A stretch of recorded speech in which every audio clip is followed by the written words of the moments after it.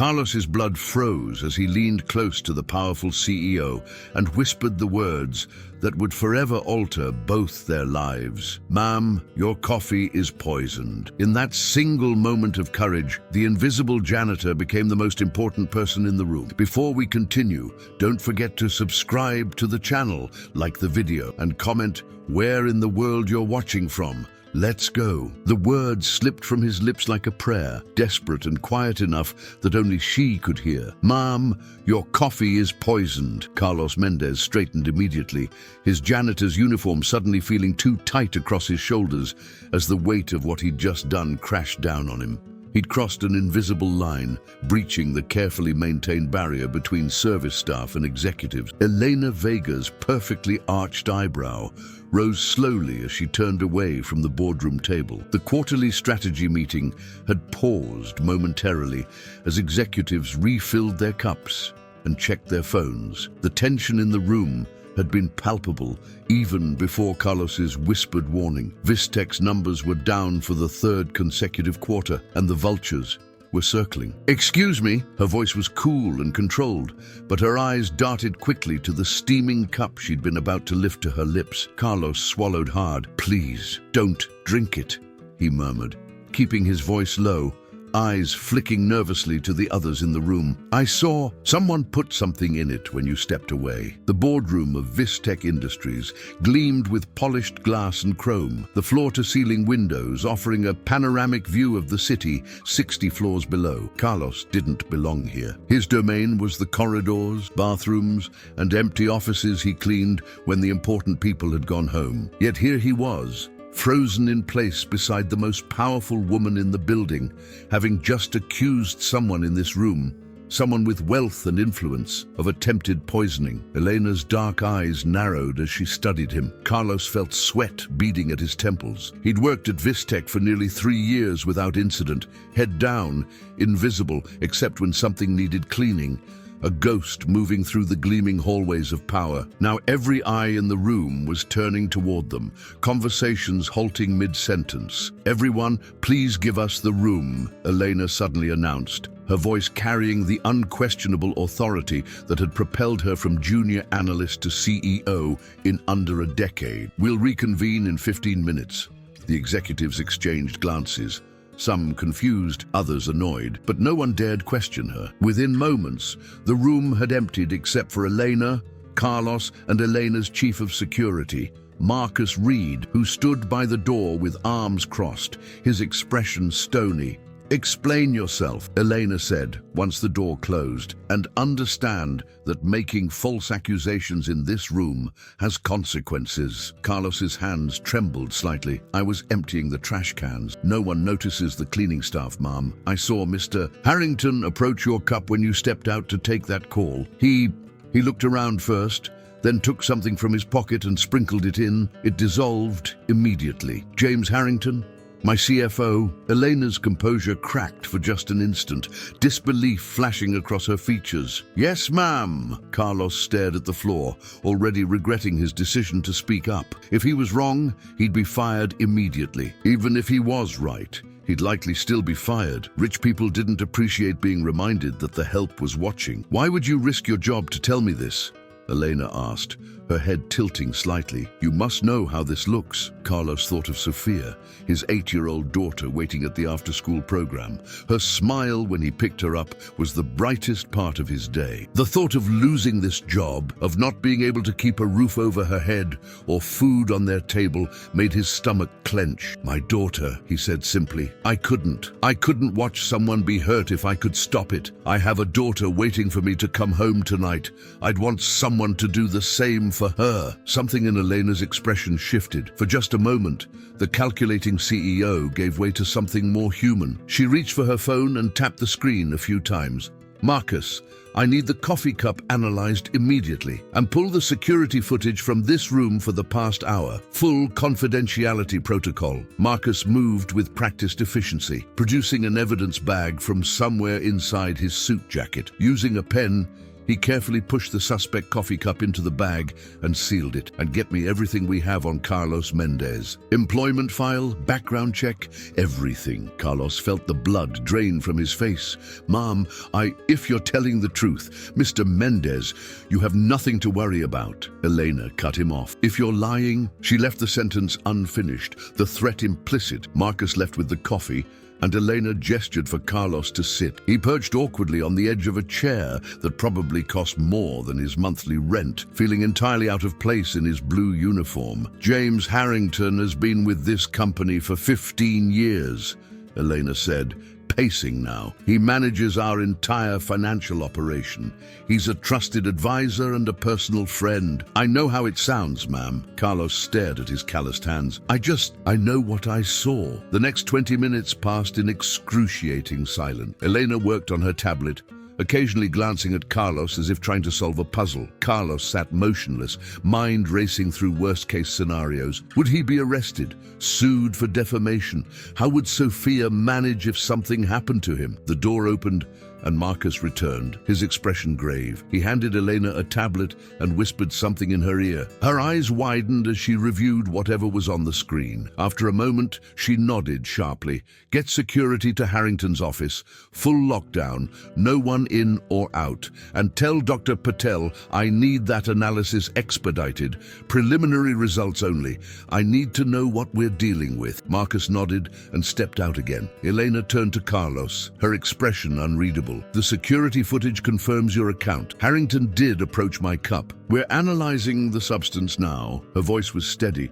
but Carlos could see the slight tremor in her hand as she set down the tablet. What I don't understand is why Vistech is on the verge of releasing a quantum encryption system that will revolutionize data security. Our stock is poised to triple when we announce next week. Carlos remained silent. Office politics and stock prices were so far removed from his daily concerns of rent payments and school lunches that they might as well be happening on another planet. Elena studied him again, this time with something approaching respect. You have no idea what you've stepped into, do you? Before Carlos could respond, his phone vibrated in his pocket. He hesitated, then pulled it out when Elena nodded permission. It was a text from Mrs. Rodriguez, Sophia's after-school teacher.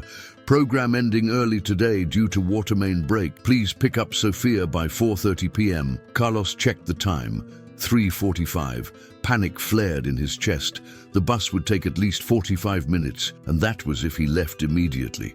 I'm sorry, my daughter, he stuttered, rising from the chair. Elena watched him, seeming to come to a decision. And Marcus, she called, and the security chief reappeared instantly. Have my car brought around. Mr. Mendez needs to pick up his daughter. Carlos blinked in surprise. Ma'am, I can take the bus. Nonsense. My driver will get you there in 20 minutes. She turned to Marcus. And arrange for Mr. Mendez to have the rest of the day off, with pay. Yes, ma'am. Marcus nodded, already speaking quietly into his earpiece. Tomorrow morning, 8 a.m. My office, Elena said to Carlos. We have much to discuss. I'm usually cleaning the lower floors then. Not anymore. Elena's lips curved into the barest hint of a smile.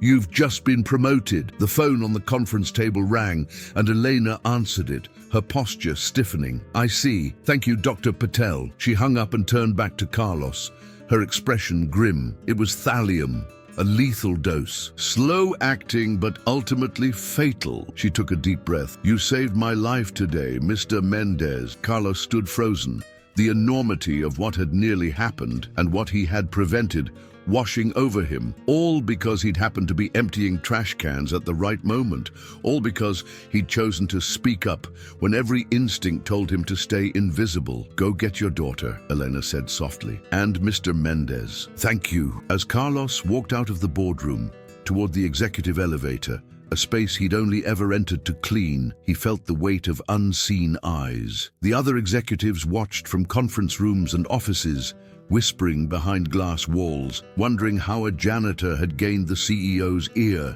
Carlos straightened his shoulders. For the first time since starting at Vistech, he didn't try to make himself invisible. Today, he'd been seen, and tomorrow, everything would change. Carlos arrived at Sophia's after-school program with 5 minutes to spare, thanks to Elena Vega's personal driver, who had navigated the city traffic with expert precision. The sleek black sedan had attracted curious stares as it pulled up to the modest community center.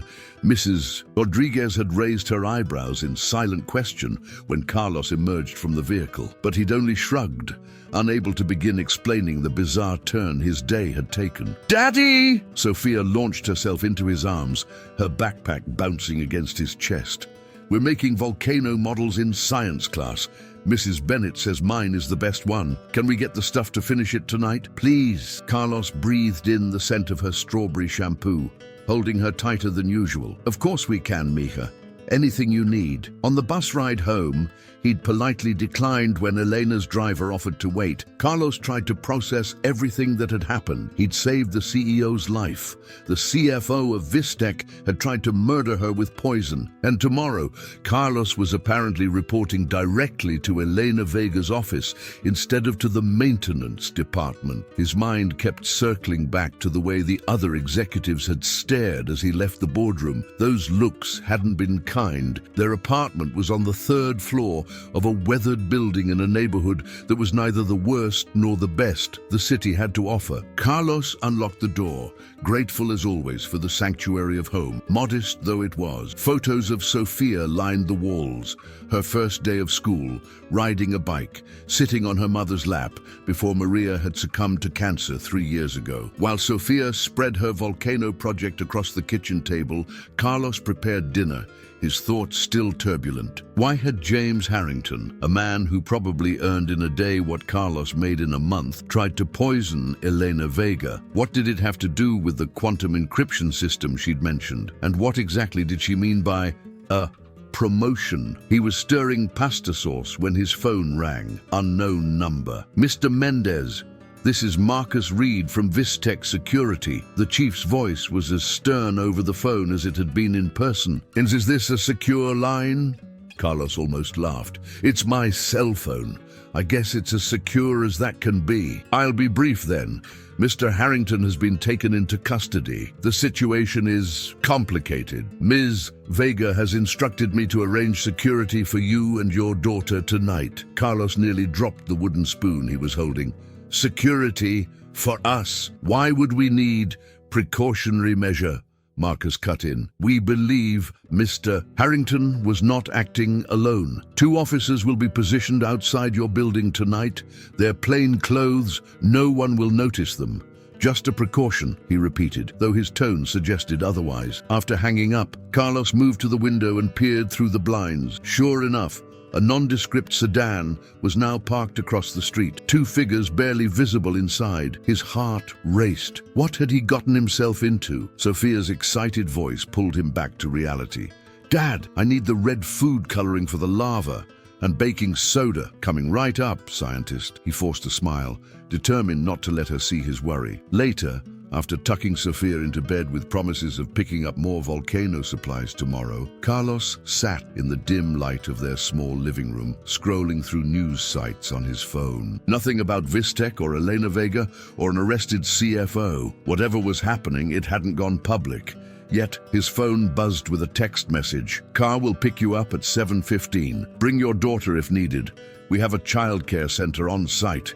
E.V." Carlos stared at the message. The CEO herself had texted him. He hadn't even known she had his number. Sleep eluded him that night.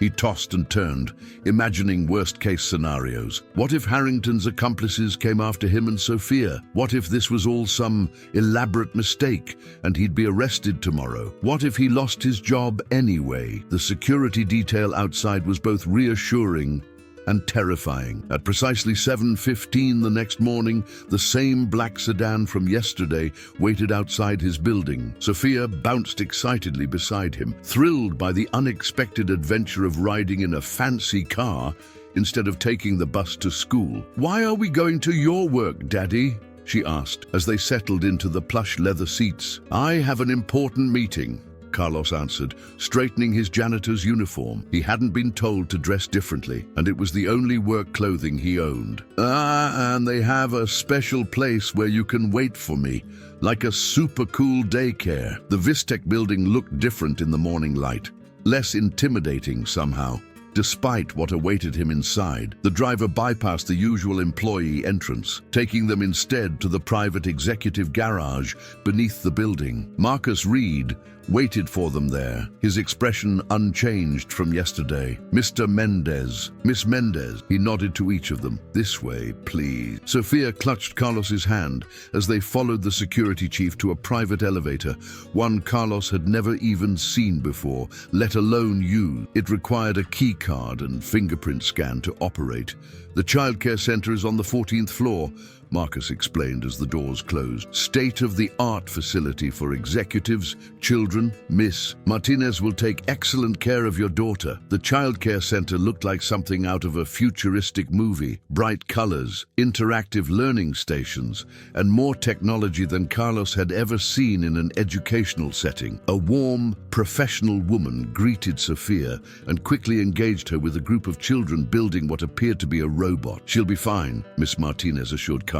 We'll take good care of her. Back in the elevator with Marcus, Carlos felt his anxiety return. Where exactly are we going? Executive floor, Miss Vega's office. The elevator climbed to the 60th floor, opening directly into a reception area more spacious than Carlos's entire apartment. The receptionist, a poised woman with immaculate hair, didn't bat an eye at his janitor's uniform. Mr. Mendez for Mrs. Vega, Marcus announced. She's expecting you, the receptionist replied. Go right in. Marcus remained in the reception area as Carlos walked alone through the massive double doors into Elena Vega's office. The space was overwhelming, floor-to-ceiling windows, offering a view that made the city look like a miniature model, modernist furniture that probably cost more than his car, and artwork that belonged in museums rather than an office. Elena stood by the window, her back to him. She wore a different suit today, dark blue instead of yesterday's beige, but carried herself with the same unmistakable authority. Mr. Mendez, she said, turning to face him, thank you for coming. Did I have a choice? The words slipped out before he could stop them. To his surprise, Elena laughed, a genuine sound that transformed her face. Fair point. Please sit. She gestured to a seating area near the window. Carlos perched awkwardly on the edge of a chair that probably cost more than 6 months' rent. Elena took the seat across from him, studying him with those sharp, intelligent eyes. James Harrington confessed last night, she began without preamble. He was working for our main competitor, Nexus Technologies. They paid him $10 million to ensure I wouldn't be alive for next week's product launch. Carlos felt the blood drain from his face. 10 million just to kill me. Yes. Elena's voice was matter of fact. The quantum encryption system we've developed will make Vistec the global leader in data security.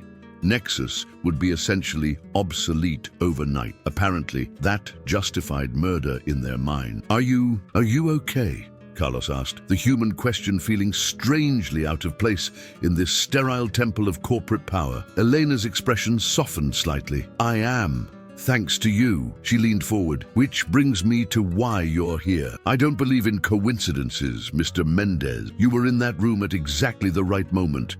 You saw what no one else saw. You spoke up when it would have been safer to stay silent. Anyone would have. No, she cut him off firmly. They wouldn't. Most people look out for themselves first. You risked your job, your livelihood, to warn someone you've never even spoken to before. Carlos thought of Sophia and gave the only explanation that made sense to him. I couldn't live with myself if I'd stayed quiet and something happened to you. Elena nodded slowly. Integrity. It's rarer than you might think in these offices. She reached for a folder on the table between them and handed it to him. Your employment file, exemplary work record. Never late, never complained. Associate's degree in computer science from community college. Never completed due to financial hardship when your wife became ill. Carlos stiffened.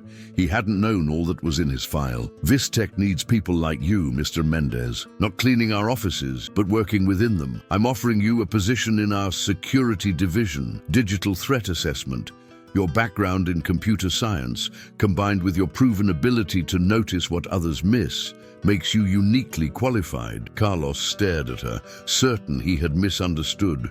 You want me to stop being a janitor and work in cybersecurity with full benefits, including comprehensive health insurance and tuition assistance if you wish to complete your degree, starting salary of $85,000 per year. The room seemed to tilt slightly.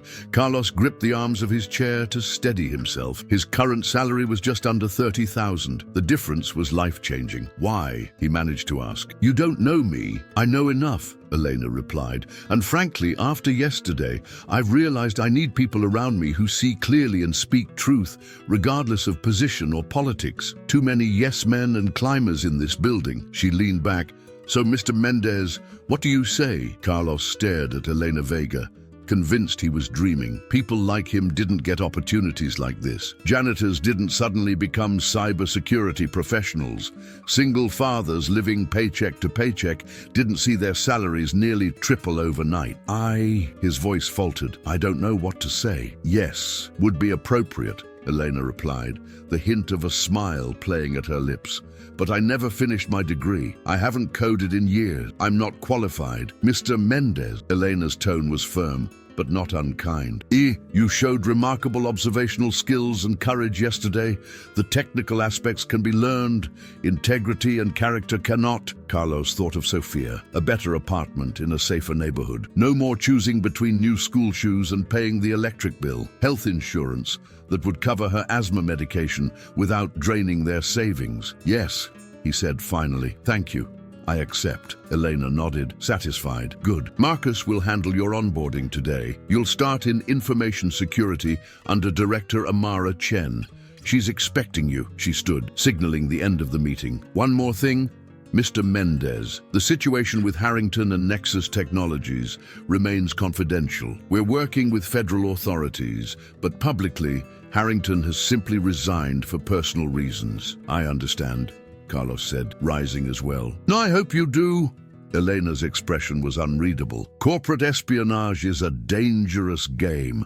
Your security detail will remain in place for the foreseeable future. The weight of her words settled uncomfortably in Carlos's stomach. This wasn't just about a new job. He and Sofia were now tied to something much larger and potentially more dangerous than he'd realized. Outside Elena's office, Marcus was waiting. Now, congratulations, he said, though his expression remained stoic. Let's get you processed. The rest of the morning passed in a blur of paperwork, security protocols, and introduction. Carlos's uniform was exchanged for a temporary badge that granted him access to the 25th floor, information security. His fingerprints and retinal scans were taken, background checks initiated, non-disclosure agreements signed in triplicate. Director Amara Chen was a sharp-featured woman with silver-streaked hair and eyes that missed nothing. She didn't smile when they were introduced, but her handshake was firm and direct. Vega tells me you have potential,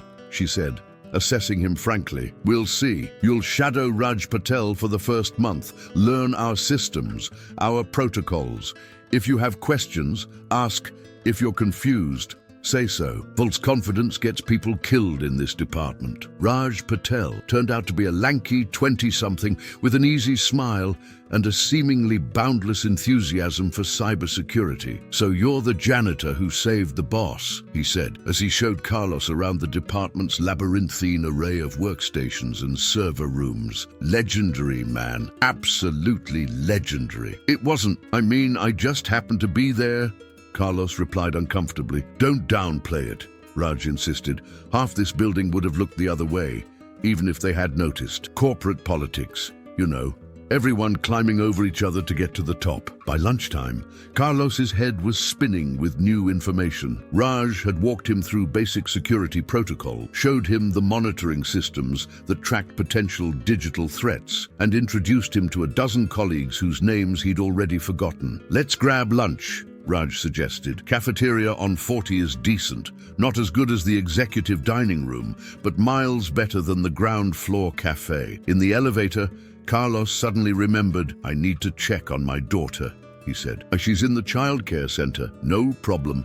We'll swing by the 14th floor first. The childcare center was abuzz with activity. Sophia was sitting at a computer terminal with 3 other children, all of them wearing virtual reality headsets and making excited exclamations as they manipulated objects in space Carlos couldn't see. Ms. Martinez approached with a smile. "She's a natural," she said, nodding towards Sophia. "They're building virtual ecosystems, learning about environmental science. She created quite an impressive coral reef." Carlos watched his daughter, amazed. Her public school had computers, of course, but nothing like this technology. She was flourishing before his eyes. "Daddy!" Sophia spotted him and pulled off her headset, running to hug him. "This place is amazing. We have science class with real scientists, and we're learning coding, and Ella says I can join her robotics team." "That sounds incredible, Mija." Carlos smoothed her hair. "Are you hungry? Do you want to get lunch with me?" "Actually," Mrs. Martinez interjected gently, "we have lunch scheduled in 15 minutes. A nutritionist designs all our meals, and today's underwater ecosystems lesson continues with sustainable seafood education during lunch. But you're welcome to join us, Mr. Mendez." Sophia was already running back to her friends. "It's okay, Daddy.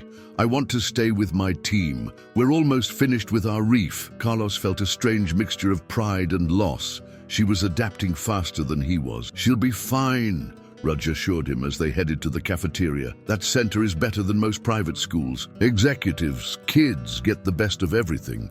She's not an executive's kid," Carlos said quietly. "She is now, man," Raj grinned. "Or close enough. Vega's got your back, which means everyone else better fall in line." The cafeteria was nothing like the dingy break room Carlos was accustomed to. It resembled a high-end food court, with stations offering everything from sushi to brick oven pizza. Employees in crisp business attire moved through the space with purposeful energy, many absorbed in tablets or phones, even as they ate. "Surreal, isn't it?" Raj said, as they found a table near the window. "First day on the upper floors," Carlos nodded, watching a group of marketing executives at a nearby table. Yesterday, he would have been emptying their trash cans, invisible to their conversation. Today, they nodded politely as they passed. "How did you end up here?" Carlos asked. "In information security, I mean.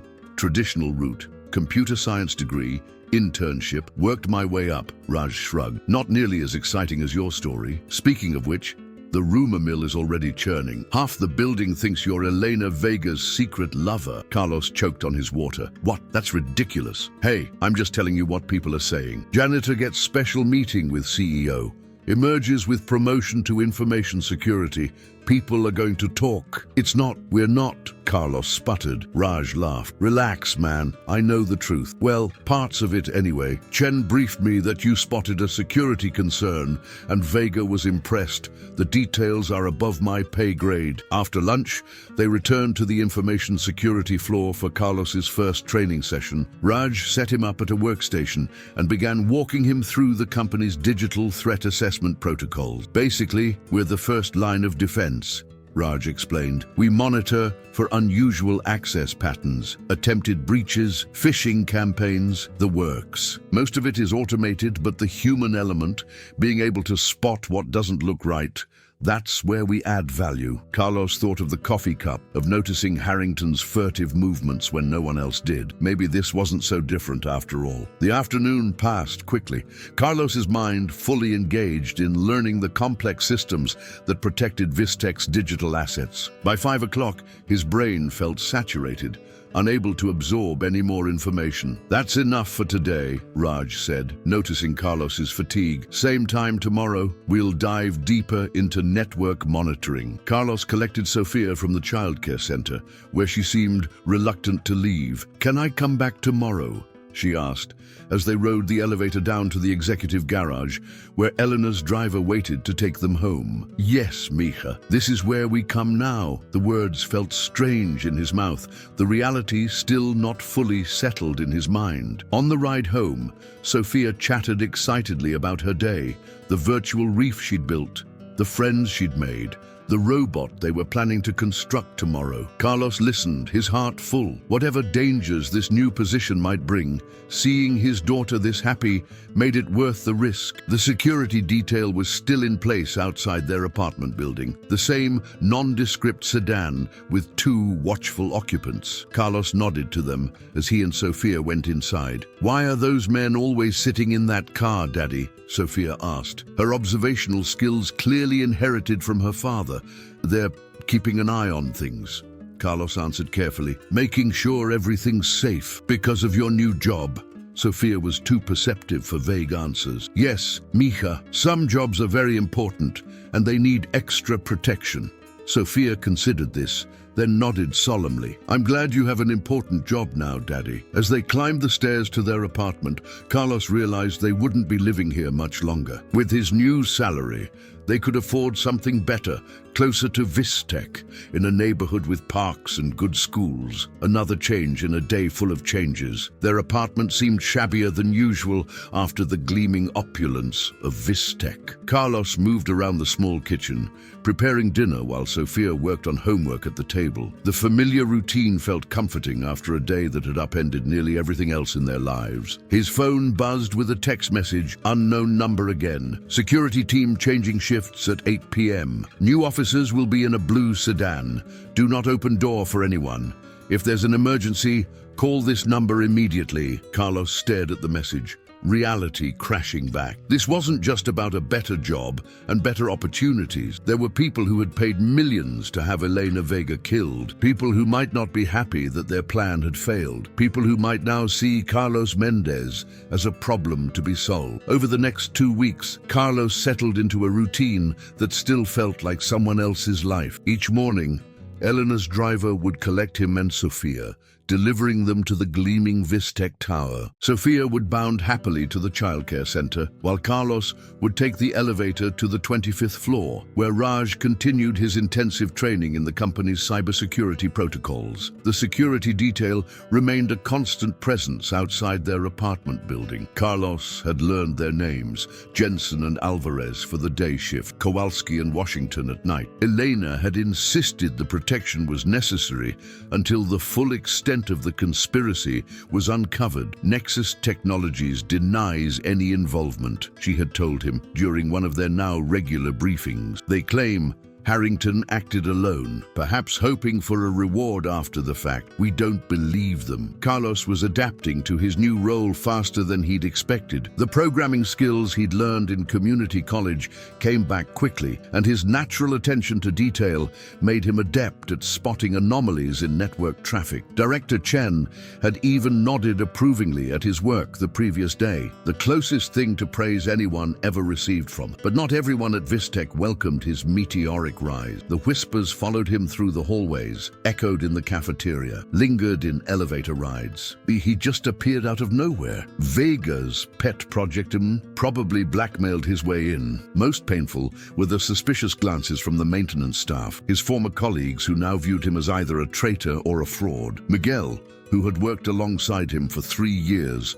had actually turned and walked away when Carlos greeted him in the lobby. This particular morning, Carlos arrived to find Raj already at his workstation, face grim. "We've got problems," Raj said without preamble. "Someone's been probing our network defenses all night. Sophisticated stuff. Not your standard hackers." Carlos set down his coffee and slid into his chair. "And how bad?"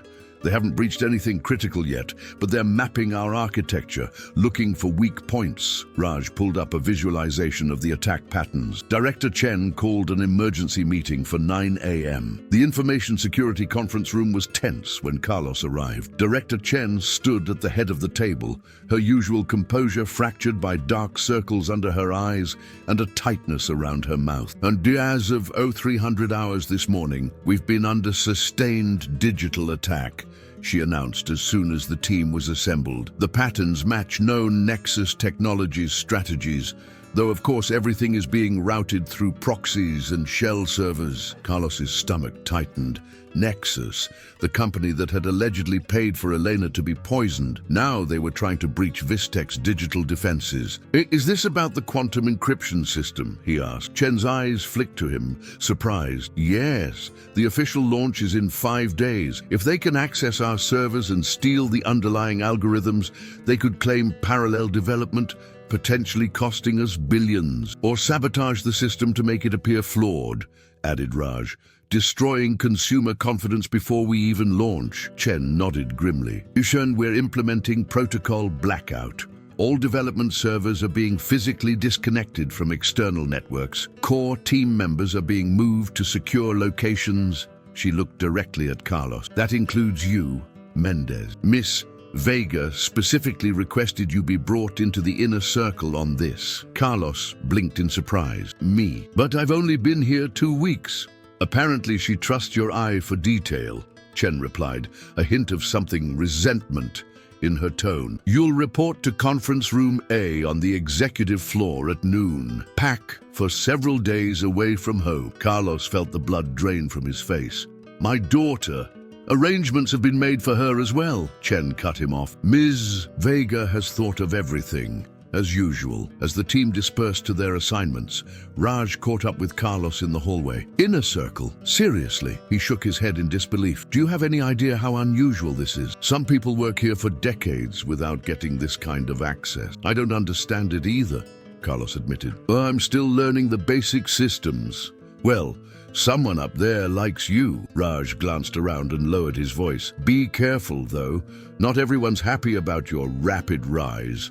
Harrison in network operations was passed over for promotion 3 times. He's been saying some pretty nasty things. Carlos had noticed Harrison watching him with undisguised contempt during meetings. Thanks for the warning. At noon, Carlos took the executive elevator to the 60th floor, a small overnight bag in hand. He'd checked on Sophia at the childcare center, where Ms. Martinez had assured him that several children and their caregivers would be staying at a secure Vistech facility for the duration of the special project. Sophia had been thrilled at the prospect of what sounded to her like an extended sleepover with her new friends. Carlos had hugged her tightly, praying he wasn't making a terrible mistake by keeping them both entangled in whatever dangerous game was unfolding between Vistech and Nexus. Conference room A turned out to be more like a command center. The long table had been replaced with multiple workstations.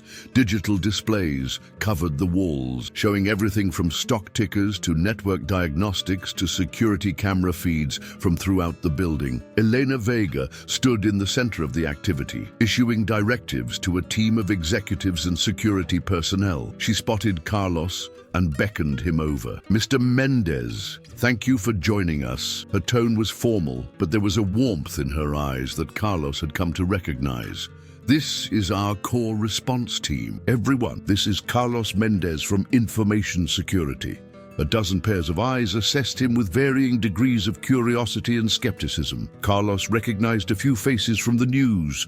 Vistech's CTO, the head of legal QWERTY, the chief marketing officer. Mr. Mendez will be assisting with our security protocols.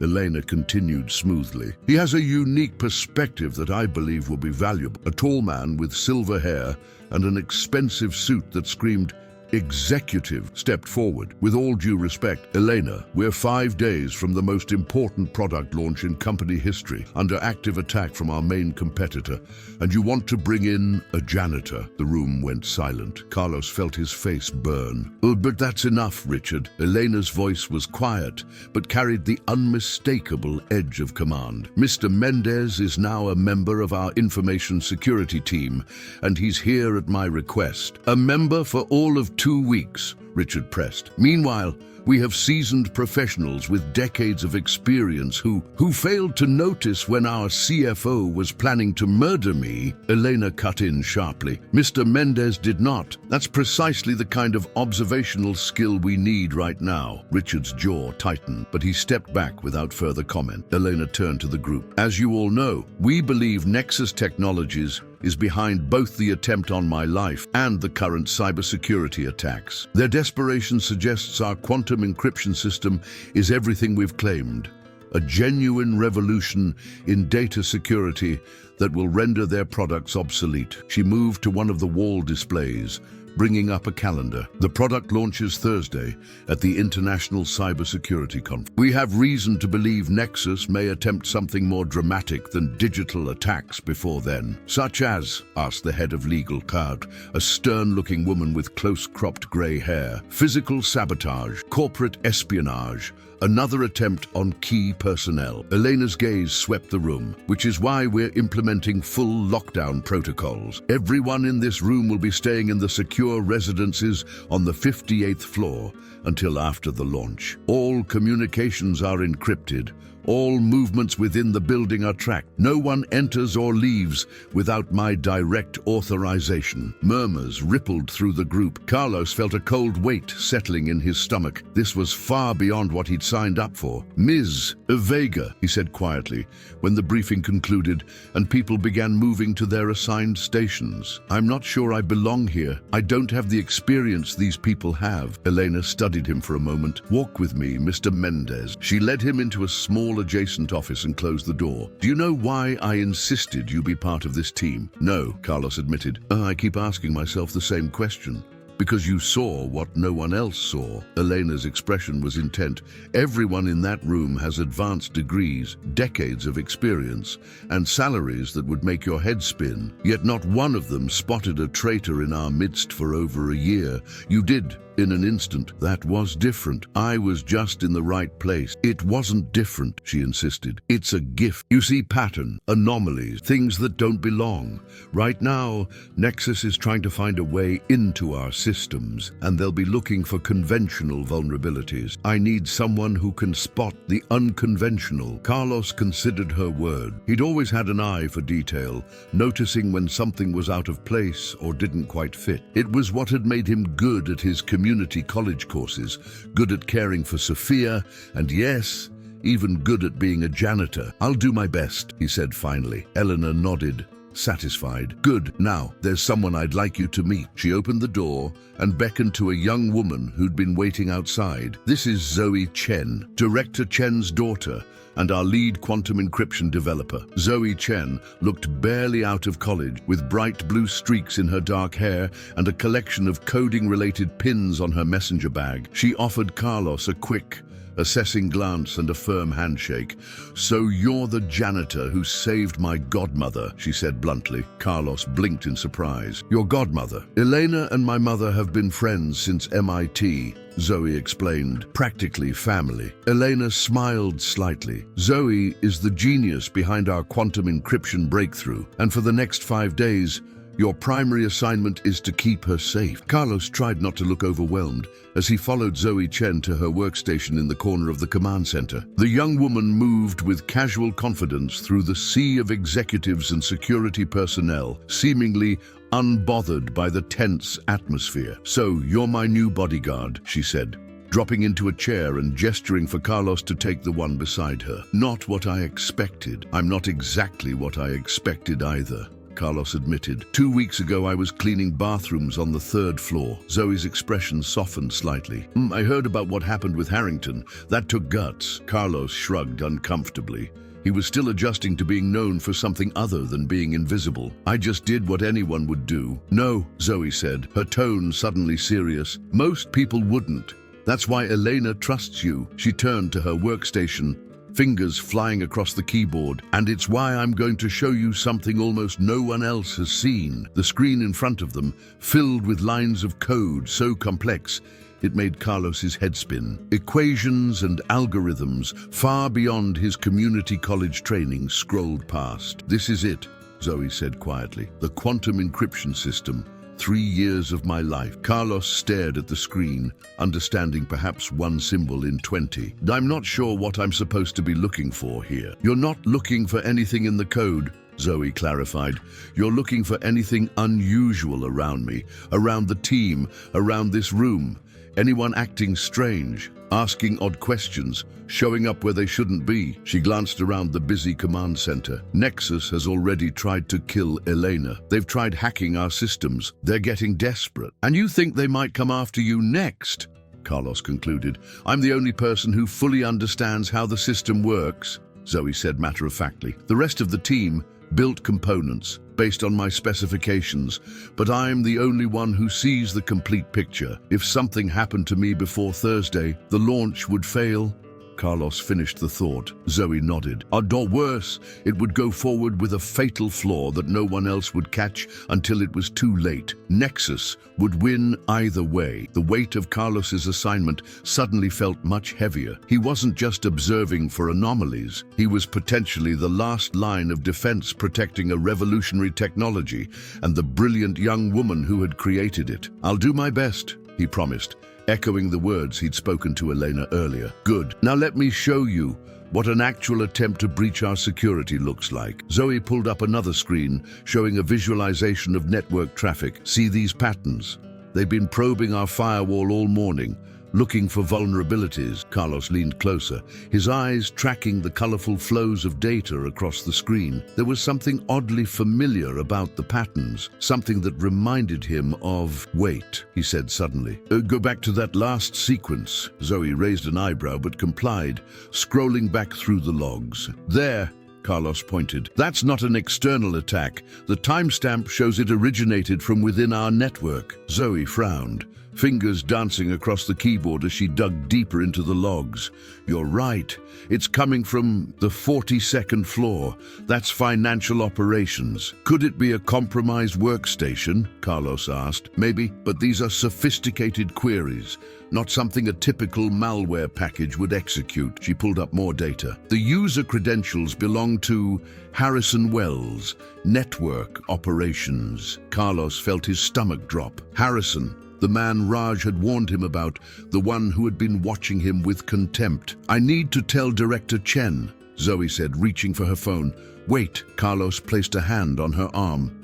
If Harrison is working with Nexus, alerting security might cause him to escalate or destroy evidence. Zoe considered this, then nodded. You're right. We need to be smart about this. She lowered her voice. Eleanor should hear about this first. They found Elena in conversation with Marcus Reed near the main security display. She excused herself immediately when she saw their expressions. What have you found? She asked once they were in the privacy of the adjacent office. Zoe quickly explained what Carlos had spotted in the network log. Eleanor's face hardened as she listened. Harrison Wells, she said, her voice tight. He's been with the company for 15 years. I promoted him personally last spring, just like Harrington, Carlos noted grimly. Elena's eyes flashed. Exactly like Harrington. Long-term employees, trusted with deep access to our systems. She turned to Marcus. I want Wells contained, quietly, no alarms, no scene. And I want his workstation and devices isolated for forensic analysis. Yes, ma'am. Marcus spoke into his communication device, issuing coded instructions to his security team. Good catch, Mr. Mendez, Elena said, the ghost of a smile touching her lips. It seems my faith in your observational skill was not misplaced. 20 minutes later, Marcus returned with news that Harrison Wells had been detained in a conference room on the 30th floor, ostensibly for a routine security update. His devices were being examined by the digital forensics team. He had an encrypted thumb drive hidden in his desk. Marcus reported. Preliminary analysis shows it contains partial schematics of the quantum encryption system. He was stealing it, piece by piece. Elena's expression didn't change, but Carlos noticed her knuckles whitening as she gripped the edge of the desk. Another traitor! How many more are there? We'll find out, Marcus assured her. I've initiated Protocol Chimera, background rechecks on every employee with access to sensitive areas or information. Good, Elena straightened, composure regained. In the meantime, I want physical security doubled around Zoe and the core development team. No one works alone. No one goes anywhere unescorted. As the afternoon wore on, Carlos remained at Zoe's side while she worked on final calibrations for the encryption system. Despite the morning's discovery and the heightened security, she seemed remarkably unfazed, her focus on the complex code unwavering. Don't you ever get nervous? Carlos asked during a rare moment when she paused to stretch her fingers. Zoe considered the question. I've been living with this pressure for 3 years, she said finally. This technology could change everything. How governments protect classified information, how hospitals secure patient data, how financial systems safeguard transactions. The stakes have always been high, Carlos nodded, thinking of Sophia. Her future would be shaped by technologies like this one. How did you get into this field? You seem so young to be leading something this important. Zoe smiled slightly. My mother says I was coding before I could read. I built my first encryption algorithm when I was 12, just for fun. Got my PhD at 19. She shrugged as if this were perfectly ordinary. When Elena started this division, my mother insisted she hire me. And now you're about to revolutionize digital security. If we make it to Thursday, Zoe added, her tone light but her eyes serious. At 6, food was brought in, gourmet meals from the executive dining room. Carlos felt distinctly out of place as caviar and filet mignon were distributed among the team. 2 weeks ago, he'd been eating microwave burritos in the maintenance break room. Elena appeared at his side, handing him a plate. You should eat, she said. It's going to be a long night. Thank you, Carlos replied, taking the offered food. Has there been any word about Wells? He confessed, Eleanor said quietly. Nexus approached him 6 months ago. They offered him $2 million and a senior position. He claims he was only passing along non-critical information, nothing that would compromise the full system. Do you believe him? Elena's expression was grim. I don't know what to believe anymore. 2 of my most trusted employees have betrayed everything we've built here. She shook her head. At least we caught this one before he could do real damage. As night fell, the command center transformed. Lighting dimmed, the hum of activity quieted as the team settled into night operations. Security personnel rotated shifts. Cots were set up in adjacent conference rooms for those who needed rest. Carlos checked on Sophia via video call. She was having the time of her life in what appeared to be a luxury apartment converted into a temporary dormitory for the children of key team members. She showed him the robot she'd helped build and introduced him to her new best friend, a precocious 7-year-old named Lily, whose mother worked in quantum physics. When are you coming to the sleepover, Daddy? She asked. Soon, Misha, he promised. I have important work to do first. Are you being good for Ms. Martinez? Sigh, Daddy. We're learning about quantum entanglement tomorrow. It's when 2 particles are connected even when they're far apart. Like us. Carlos smiled at her enthusiasm and growing vocabulary. 2 weeks at Vistec had already expanded her horizons in ways he could never have provided on a janitor's salary. After the call, he found Zoe still at her workstation, eyes fixed on her screen despite the late hour. You should rest, he suggested. It's almost midnight. She shook her head. Can't. Too much to finalize before Thursday. She glanced up at him. You should take a break, though. I'm safe here with half of Vistec security watching over me. Carlos hesitated, torn between his assigned duty and his growing exhaustion. The day had been a whirlwind of new information and responsibilities. Go, Zoe insisted. But there's a break room down the hall. Get some coffee. Stretch your legs. I promise not to get kidnapped in the next 15 minutes. Carlos nodded gratefully and headed for the door. The hallway outside the command center was quiet, monitored by 2 of Marcus's security team, who nodded as he passed. The break room was empty, its high-end coffee machine a welcome sight. As he waited for his coffee to brew, Carlos gazed out the window at the city spread below, lights twinkling in the darkness. Somewhere out there were people willing to commit murder and treason to stop what was happening in this building. The thought made him shiver despite the warmth of the room. The coffee machine beeped softly as Carlos turned to retrieve his cup. He noticed something unusual, a cleaning cart parked in the corner of the break room. It was after hours. The regular cleaning staff wouldn't be on this floor during a security lockdown. His janitor's instincts kicked in immediately. Wrong place,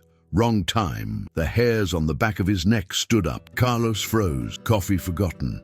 As he stared at the cleaning cart, Every detail screamed wrongness to his experienced eye. The cleaning supplies were arranged incorrectly. Window cleaner where the disinfectant should be, trash liners stacked haphazardly. No janitor at Vistec would organize their cart this way. And the ID badge clipped to the cart didn't match the standard maintenance credentials. He backed slowly toward the door, eyes scanning the room for any other signs of intrusion. His hand reached for his phone to alert security when he heard footsteps approaching from the adjoining bathroom. Carlos ducked behind a tall, potted plant just as the bathroom door swung open. A man in a janitor's uniform emerged, his movements quick and precise. Unlike the cart, the uniform was perfect. Correct name badge, proper Vistec patches. But Carlos knew every member of the night cleaning crew, and this man wasn't one of them. The imposter checked his watch, then moved to the window, peering out as if looking for something. In his other hand, he held what appeared to be a communication device. Not the standard walkie-talkies used by maintenance, but something smaller, more sophisticated. Carlos's heart hammered against his ribs. He needed to alert security without being spotted. With painful slowness, he extracted his phone from his pocket, keeping his eyes fixed on the fake janitor. The text to Marcus was brief: "Intruder, executive break room, posing as janitor." The response came almost instantly: "Stay hidden, team en route." 60 seconds. The fake janitor moved away from the window, heading toward the cleaning cart. He reached beneath the cart's draping cloth and pulled out a small metallic case. When he opened it, Carlos glimpsed what looked like complex electronic equipment inside. Definitely not cleaning supplies. 50 seconds. The imposter began assembling something from the case, connecting components with swift, practiced movements. Carlos recognized enough to know it wasn't benign, some kind of signal jammer or electronic disruption device. 40 seconds. The device began to emit a soft blue light. The fake janitor placed it back in the case and moved toward the door that led back to the command center where Zoe and the rest of the team were working. 30 seconds. Carlos realized he couldn't wait. Whatever that device was, he couldn't let it get closer to the quantum encryption system or its creator. He stepped out from his hiding place. "Hey!" The imposter spun around, surprise flashing across his face before his features settled into cold calculation. His eyes narrowed as he took in Carlos's business attire, so at odds with the late hour and isolated location. "You're not supposed to be here," Carlos continued, trying to keep his voice steady while blocking the path to the command center. "Huddy, this floor is restricted during lockdown. Just doing my job," the man replied, gesturing to his uniform with a tight smile that didn't reach his eyes. His accent was faint but unmistakable. Eastern European, perhaps Russian. "Trash pickup." Strange time for trash pickup, Carlos countered. "And strange equipment for cleaning." He nodded toward the metallic case. The fake janitor's expression hardened. "You should walk away now." "This doesn't concern you." "I think it does." Carlos's phone vibrated in his pocket. Marcus, likely telling him security was almost there. "Why don't we call up to command center? Verify your clearance." The man's hand moved with startling speed, reaching into his uniform pocket and emerging with a sleek black pistol equipped with a silencer. "No call." Carlos raised his hand slowly. "Think about what you're doing. This building is full of security personnel. You won't make it out." "I don't need to make it out," the imposter replied coldly. "I just need 10 more minutes." He gestured with the gun toward a supply closet. "Inside now." Carlos took a deliberate step backward, keeping himself between the armed man and the hallway that led to the command center. "Whatever Nexus is paying you, it's not worth it." A flicker of surprise crossed the man's face. "You know more than you should, maintenance man." "I'm not maintenance," Carlos replied. "Not anymore." The imposter's eyes narrowed in sudden recognition. The janitor who stopped Harrington, of course. His grip on the pistol tightened. "Move, now!" Carlos knew security would burst in at any moment, but he couldn't risk the intruder firing his weapon in panic or desperation. He needed to keep him talking, keep him focused away from the door. "The quantum encryption launch is happening regardless," Carlos said, taking another slow step back. "Stopping it now won't help Nexus. This isn't about stopping the launch. the fake janitor snarled. It's about ensuring it fails spectacularly. One small device near the server room, and your miracle technology becomes a worldwide embarrassment. Carlos's back was nearly to the door now. Just a few more seconds. The imposter's patience snapped. Enough! He lunged forward, grabbing Carlos by the collar and pressing the gun to his ribs. Move or I shoot you right here. The door behind them burst open. Vistec security. Drop your weapon. What happened next unfolded in fractions of seconds. The fake janitor spun, using Carlos as a shield, pistol now pressed to his temple. 4 security officers filled the doorway, weapons drawn, Marcus at the center. Stay back! The imposter shouted. I'll kill him! You're surrounded.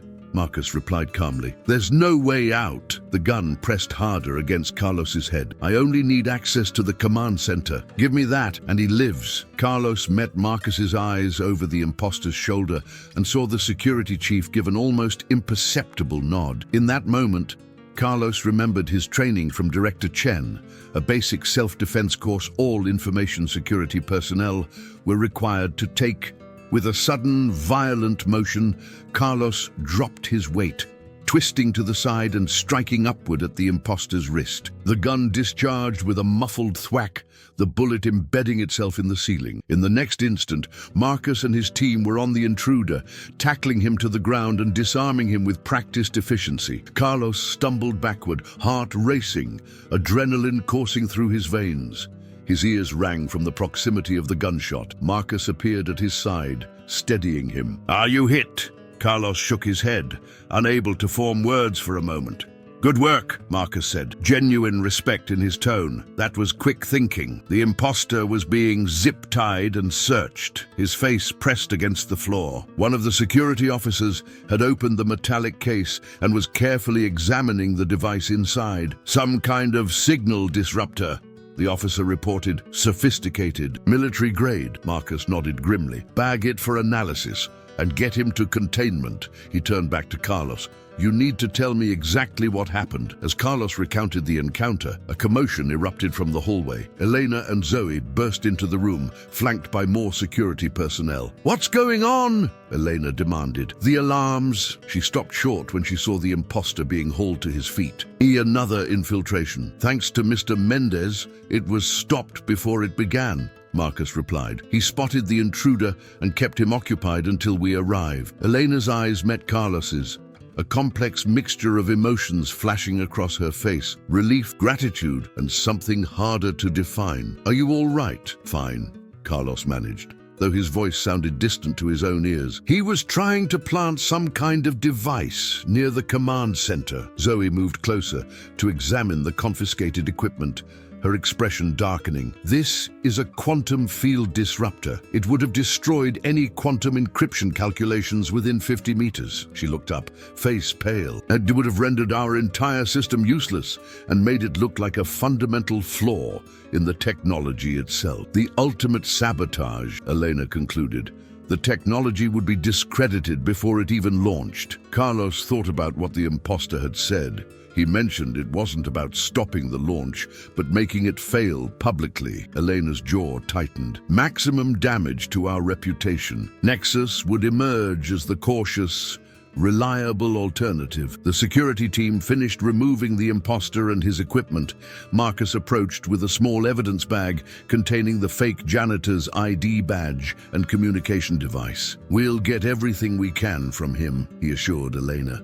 But I recommend moving the entire operation to the backup location immediately. If they got one person in, there could be others. Elena nodded sharply. Initiate protocol Obsidian. Full evacuation to Site B. She turned to Carlos. You're coming with us. Within 30 minutes, the command center was being systematically dismantled. Equipment packed into secure cases, data transferred to isolated servers. Security teams swept every inch of the executive floor for additional threats, while the core team prepared to relocate. Carlos found himself in a small office, being examined by a medic despite his protests that he was unharmed. The door opened and Elena stepped in, dismissing the medic with a quiet word. The security footage shows exactly what happened, she said without preamble. You put yourself directly in harm's way to protect Zoe And the project, Carlos shrugged uncomfortably. And I just did what seemed right in the moment. You could have hidden and waited for security. It would have been the safer choice. Eleanor studied him with that penetrating gaze. Yet you chose to confront an armed intruder. I couldn't let him get closer to the command center,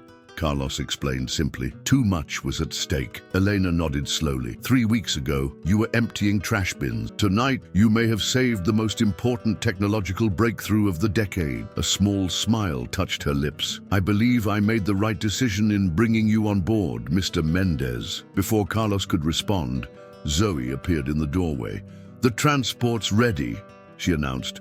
We need to move now. Where are we going? Carlos asked, as he followed them down a service corridor he hadn't known existed. Backup facility, Elena replied. A secure location outside the city. Everything we need to complete the launch preparations is already there. What about Sophia? Carlos asked, sudden worry gripping him. The children were moved an hour ago, Elena assured him. They're already at the facility with full security. Your daughter is safe. They emerged into an underground parking garage Carlos had never seen before. 3 armored SUVs waited, engines running, surrounded by security personnel. Ms. Vega, Ms. Chen, and Mr. Mendez in the middle vehicle, Marcus ordered, ushering them toward the center SUV. Decoy teams in vehicles 1 and 3. As they settled into the armored car, Carlos noticed the driver was wearing body armor beneath his suit. The windows were clearly bulletproof, at least 2 inches thick. How long has this been planned? He asked as the small convoy began moving up the ramp toward the exit. We have contingencies for every scenario, Elena replied. Corporate espionage is nothing new in our industry, though Nexus has taken it to unprecedented levels. They're desperate, Zoe added, focused on her tablet. Our system will make their entire security architecture obsolete overnight. Billions in research and development worthless. The convoy emerged onto the street, the city lights reflecting off the tinted windows. It was nearly 2 a.m., the streets relatively empty. Carlos watched the familiar cityscape slide past, feeling as though he was seeing it from an entirely new perspective, no longer as someone who existed on its margins, but as someone directly involved in shaping its future. His phone buzzed with an incoming text. He expected it to be from Marcus or someone on the security team, but instead it was from an unknown number. You should have stayed a janitor, Mendez.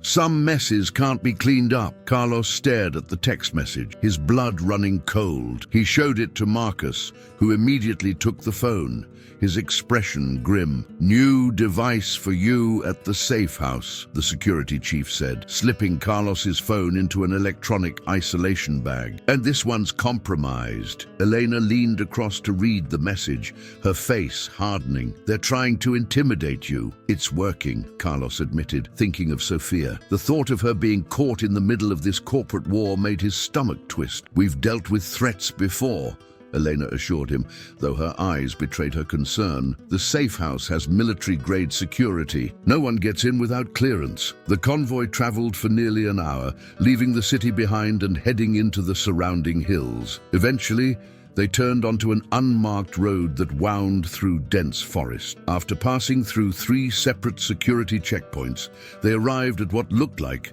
an ordinary corporate retreat center, a sprawling complex of modern buildings nestled among the trees. Appearances were deceiving. As they pulled into an underground garage, Carlos glimpsed armed guards, surveillance cameras, and what looked like military-grade defense systems disguised as architectural elements. Welcome to the lodge, Zoe said, noticing his expression. Vistec's not-so-little secret. Inside, the facility resembled a high-tech bunker disguised as a luxury resort. The command center had already been reconstituted in a vast room with stadium seating and wall-to-wall displays. Teams of engineers and security personnel moved with practiced efficiency, setting up equipment and establishing secure connection. Marcus led Carlos through a series of corridors to a residential wing. wing. Your quarters, he said, opening a door to reveal a comfortable suite with 2 bedrooms. Sophia's already settled in the second room. She fell asleep during transport. Carlos rushed to the smaller bedroom.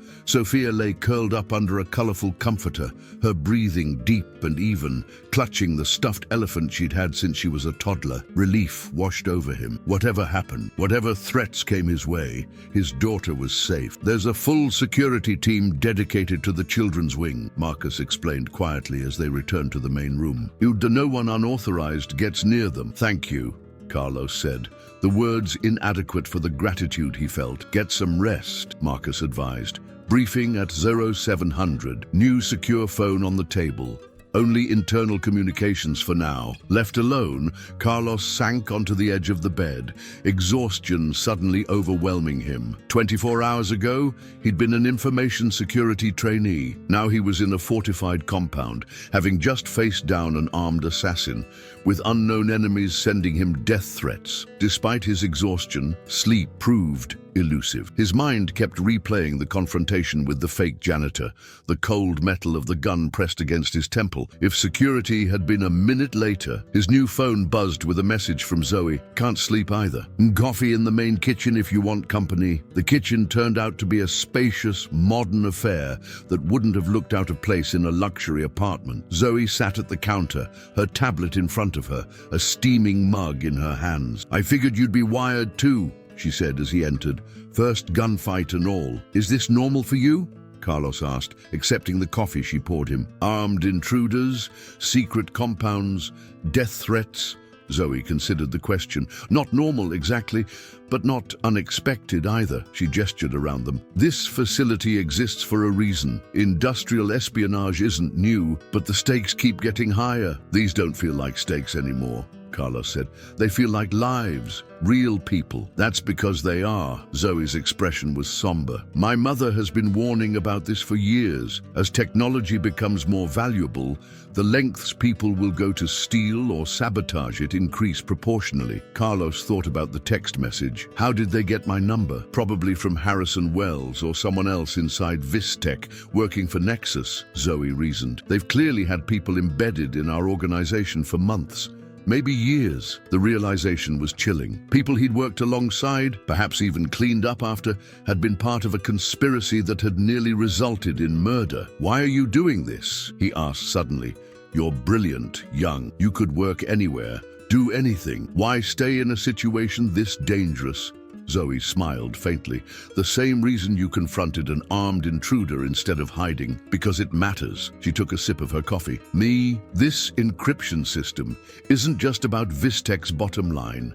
It will protect everything from hospital records to banking systems to personal communications. In the wrong hands, quantum computing could break every existing security protocol on the planet. We're racing to build the shield before someone else perfects the sword. Carlos nodded slowly, understanding the weight of what she was saying. This wasn't just corporate competition, it was a technological arms race with global implications. And now you're part of it, Zoe added. For better or worse, morning came too quickly. After checking on Sophia, who was still sleeping peacefully, Carlos showered and changed into the clothes provided for him, dark slacks and a charcoal button-down that fit surprisingly well. The children's wing was coming to life as he passed through on his way to the command center. Several kids Sophia's age were gathered in a common area, building what looked like a miniature solar-powered car under the supervision of a young man who introduced himself as Dr. Patel, the facility's STEM education coordinator. Sophia's not up yet,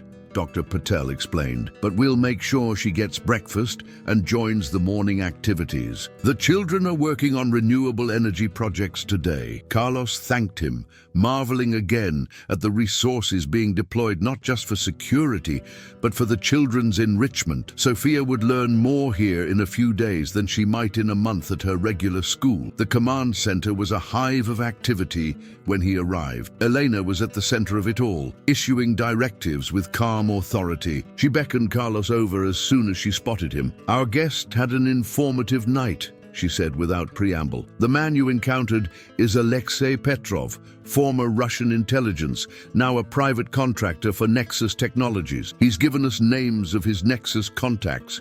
He just told you that? Carlos asked, surprised. Marcus, standing nearby, permitted himself a small, grim smile. We can be very persuasive. Carlos decided not to ask for details. More importantly, Elena continued, we've identified 3 more Vistec employees likely working for Nexus. Security is bringing them in now. What about the launch? Carlos asked. Proceeding as scheduled, Elena confirmed. The attempt to sabotage it has failed, and we're taking extra precautions to ensure it stays that way. Zoe and her team will finalize the encryption protocols today. Tomorrow, we transport to the conference center. Thursday, we change the world. Her confidence was infectious, but Carlos couldn't shake the uneasiness that had settled over him since receiving the threatening text. What if there are more infiltrators we don't know about? That's why we've implemented Sunlight Protocol, Marcus explained. Every system, every line of code, every piece of hardware is being independently verified by 3 separate teams. Nothing moves forward without triple confirmation. Elena nodded. And that's where you come in today. I want you working with Raj Patel from Information Security. You'll be reviewing access logs, looking for patterns similar to what you spotted with Harrison Wells. Carlos was led to a workstation where Raj was already immersed in data analysis. The young man looked up with a grin that quickly faded when he noticed Carlos's expression. Heard about your night, Raj said. Pretty intense for your 3rd week on the job. You could say that. Carlos settled into the chair beside him. For what it's worth, the whole department's talking about it. Former janitor takes down corporate spy. You're basically a legend now. Carlos wasn't sure how to feel about that. Let's just focus on making sure there aren't any more surprises. They spent the morning poring over access logs, security footage, and communication records, looking for any signs of unauthorized activity or suspicious pattern. The work was tedious but crucial, and Carlos found his janitor's eye for detail serving him well once again. Around noon, Sophia found him bursting into the command center with an excited squeal.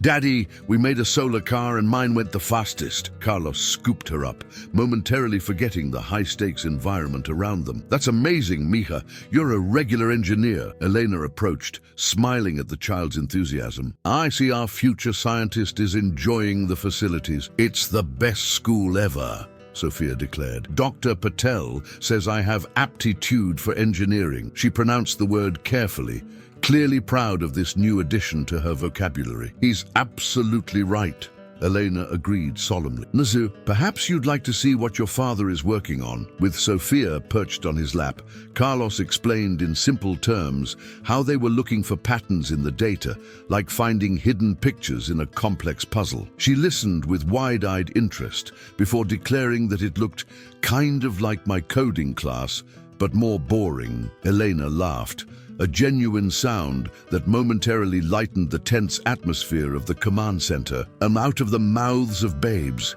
she said.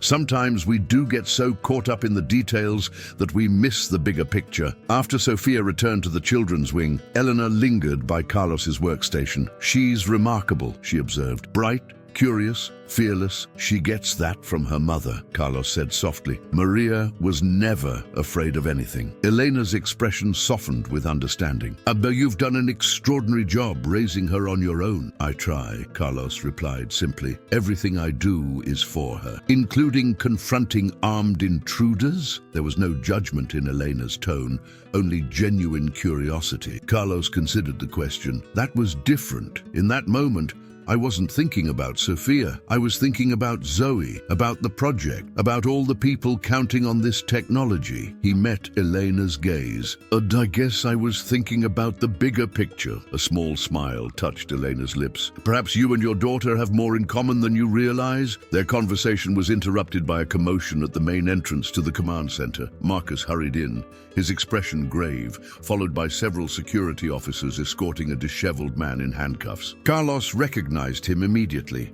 Miguel, his former colleague from the maintenance department, the man who had turned away from him in the lobby just days ago. We found him attempting to access the facility's main power distribution center, Marcus reported. He had these. He held up a plastic evidence bag containing what looked like small explosive devices. Carlos felt as though the floor had dropped out from beneath him. Miguel, a man he'd worked alongside for 3 years, shared lunch breaks with, even helped move apartments once, stood before them in handcuffs, his expression a mixture of defiance and shame. "Miguel," Carlos managed, his voice barely audible over the murmuring that had broken out across the command center. "Why?" Miguel's eyes found his, recognition flickering across his face, followed by a flash of hatred so intense it made Carlos take a step back. "But you," Miguel spat. "The traitor. How's it feel to sell out your own people, Mendez?" "My people?" Carlos repeated, confused. "The invisible ones," Miguel snarled. "The ones who clean up their messes, fix their broken things, keep their perfect world running while they don't even bother to learn our names." He jerked his head toward Eleanor and the other executives. Then you get a lucky break, and suddenly you're one of them." Elena stepped forward, her voice cold. "Take him to containment. Full isolation protocol." As security led Miguel away, he called back over his shoulder, "They're using you, Carlos. You think they care about you, about your daughter? You're just a tool to them." The command center fell silent as the doors closed behind him. Carlos stood frozen, Miguel's words echoing in his mind. After a moment, he felt a hand on his arm. Elena, her expression unreadable. "You knew him," she said. "It wasn't a question. We worked together in maintenance." Carlos replied numbly. 3 years. I thought I knew him." Elena guided him away from the curious stares of the other team members into a small adjoining office. "Sit," she commanded gently, closing the door behind them. Carlos sank into a chair, his mind racing. How did Nexus get to him? Miguel has a family, a wife, 2 sons in college. "Money, most likely," Elena replied, taking the seat across from him. "Not everyone has your integrity, Mr. Mendez." "Or maybe he believed what he was saying," Carlos said quietly. "About being invisible, about being used." Elena studied him for a long moment. "Is that what you believe, that I'm using you?" The question hung in the air between them. Carlos thought back to that first moment in the boardroom, the whispered warning about the poisoned coffee, everything that had followed. The job offer, the security details, bringing him into the inner circle. It had all happened so fast. "I don't know," he admitted finally. 2 weeks ago, you didn't know I existed. Now, I'm in a secret compound helping protect the most valuable technology your company has ever developed. It's a lot to process." Elena nodded slowly. "Fair enough." She leaned forward, her gaze direct and unwavering. "Let me be clear, then. Yes, I brought you in because you proved valuable. You spotted something no one else did. You've continued to demonstrate exceptional observational skills and judgment. You're an asset." Carlos flinched slightly at the word. "And Elena continued. "I also brought you in because you showed courage and character in a moment when it would have been easier, safer, to stay silent. That kind of integrity is rare, Mr. Mendez. Rarer than technical skills or corporate experience. It can't be taught in business school or coded into an algorithm." She stood and moved to the window, looking out at the forested hills surrounding the compound. "As for being invisible, I saw you, Carlos, not just when you saved my life, but every day after. I see how you care for your daughter, how you've adapted to an impossible situation, how you risked your life again last night to protect Zoe and our work." Carlos remained silent, processing her words. "Miguel made his choice," Elena said, turning back to face him. "But now you need to decide if you believe what he said or if you trust your own experience." Before Carlos could respond, Marcus knocked and entered, his expression grim. "Ms. Vega, we have a situation. Miguel Diaz wasn't working alone. We've identified at least 2 more infiltrators in the facility support staff." Elena's demeanor shifted instantly, CEO mode reasserting itself. "Contain them. Now." "Already done," Marcus replied. But there's more. Diaz claims they've already compromised the power systems. Our engineers are checking, but as if on cue, the lights flickered, then stabilized." "How much time?" Elena demanded. "Unknown. Minutes, maybe hours. We're implementing backup protocols now." Elena nodded sharply. "Full evacuation to Site C, priority transport for Zoe and the core development team." "Site C?" Carlos asked, rising to his feet. There's another facility. Always have a backup for your backup, Elena replied grimly, especially when billions of dollars and lives are at stake. The command center had transformed into organized chaos when they returned. Teams were systematically shutting down systems, transferring essential data to secure portable drives, packing equipment. Zoe was at the center of it all, directing her development team with calm efficiency. Sophia, Carlos said suddenly, his heart racing. I need to get Sophia. Already being handled, Marcus assured him. All children and non-essential personnel are being evacuated first. Standard protocol. A young security officer approached, handing Carlos a small duffel bag. Your daughter's essential, sir. She's being loaded into Transport 3 now. Carlos took the bag automatically, following the officer through the facility's winding corridors toward the underground garage. His mind kept returning to Miguel's bitter words. They're using you. You're just a tool to them. Was that true? Elena had admitted he was an asset, valued for his skills and observations, but she'd also spoken of his integrity, his character. Was that just manipulation, telling him what he needed to hear to keep him loyal? The garage was a hive of activity, vehicles being loaded with equipment and personnel, security teams establishing perimeters, medical staff ensuring everyone was accounted for. Carlos spotted Sophia, standing with a group of children near a large passenger van, Miss Martinez keeping them organized with cheerful efficiency. "And Daddy," Sophia called, waving excitedly when she saw him.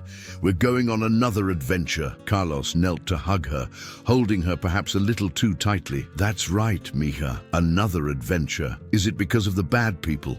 she asked, her voice suddenly serious, eyes wise beyond her years. Carlos hesitated, unsure how much to explain.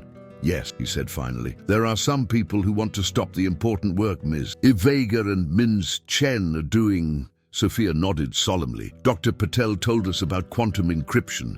It's going to protect everyone's secrets and make computers safer." "That's right," Carlos said, amazed again at how quickly she absorbed new information. "That's why it's so important we keep it safe until it's ready, like a butterfly in a cocoon," Sophia declared. "And it needs protection until it can fly." Carlos smiled, despite the tension surrounding them.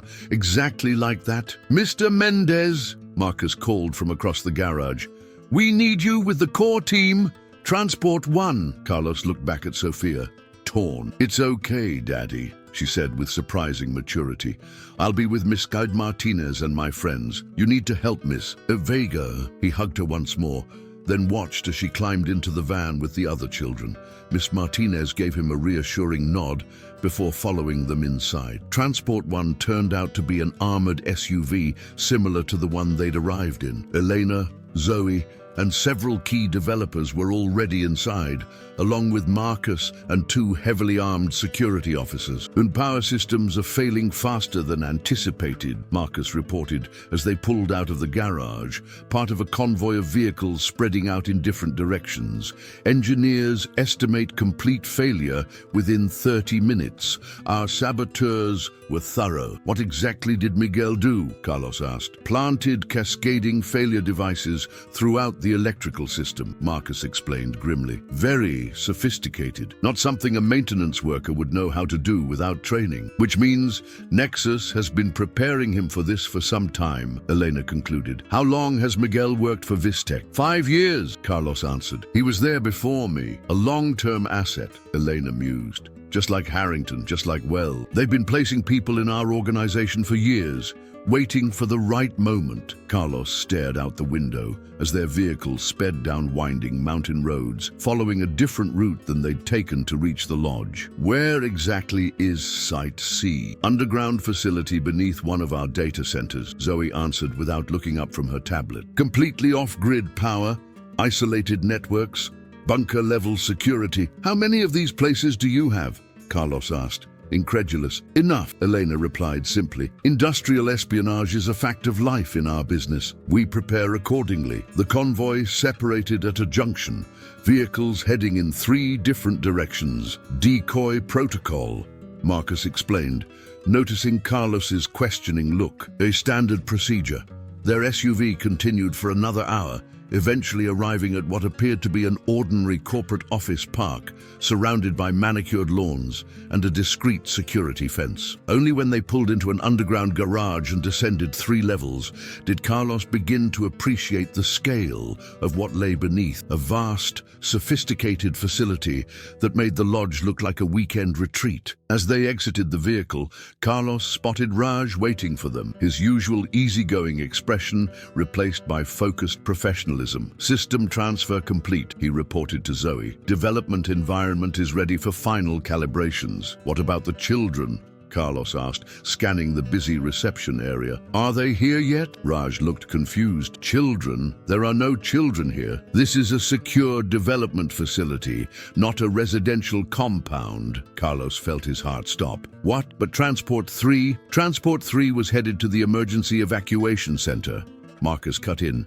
"Separate location, standard protocol for non-essential personnel." "My daughter is not non-essential personnel," Carlos snapped, panic rising in his throat. "And where exactly is this evacuation center?" Marcus pulled out his phone, checking something. His expression shifted subtly. "Let me confirm their arrival." He stepped away, speaking quietly into his device. Carlos turned to Elena, fear constricting his chest. "You said she would be safe." "She is safe," Elena assured him. "The evacuation center is a secure location, specifically designed for families and support staff. It's actually more heavily fortified than this facility in many ways." Marcus returned, his face carefully controlled. "Transport 3 hasn't checked in at the evacuation center. They may have been delayed or taken an alternate route due to security protocols." "Or," Carlos demanded, hearing the unspoken concern. Marcus hesitated, glancing at Elena, who nodded slightly. "Or they've been intercepted." The world seemed to tilt sideways. Carlos grabbed the edge of a nearby desk to steady himself. "Intercepted? By whom?"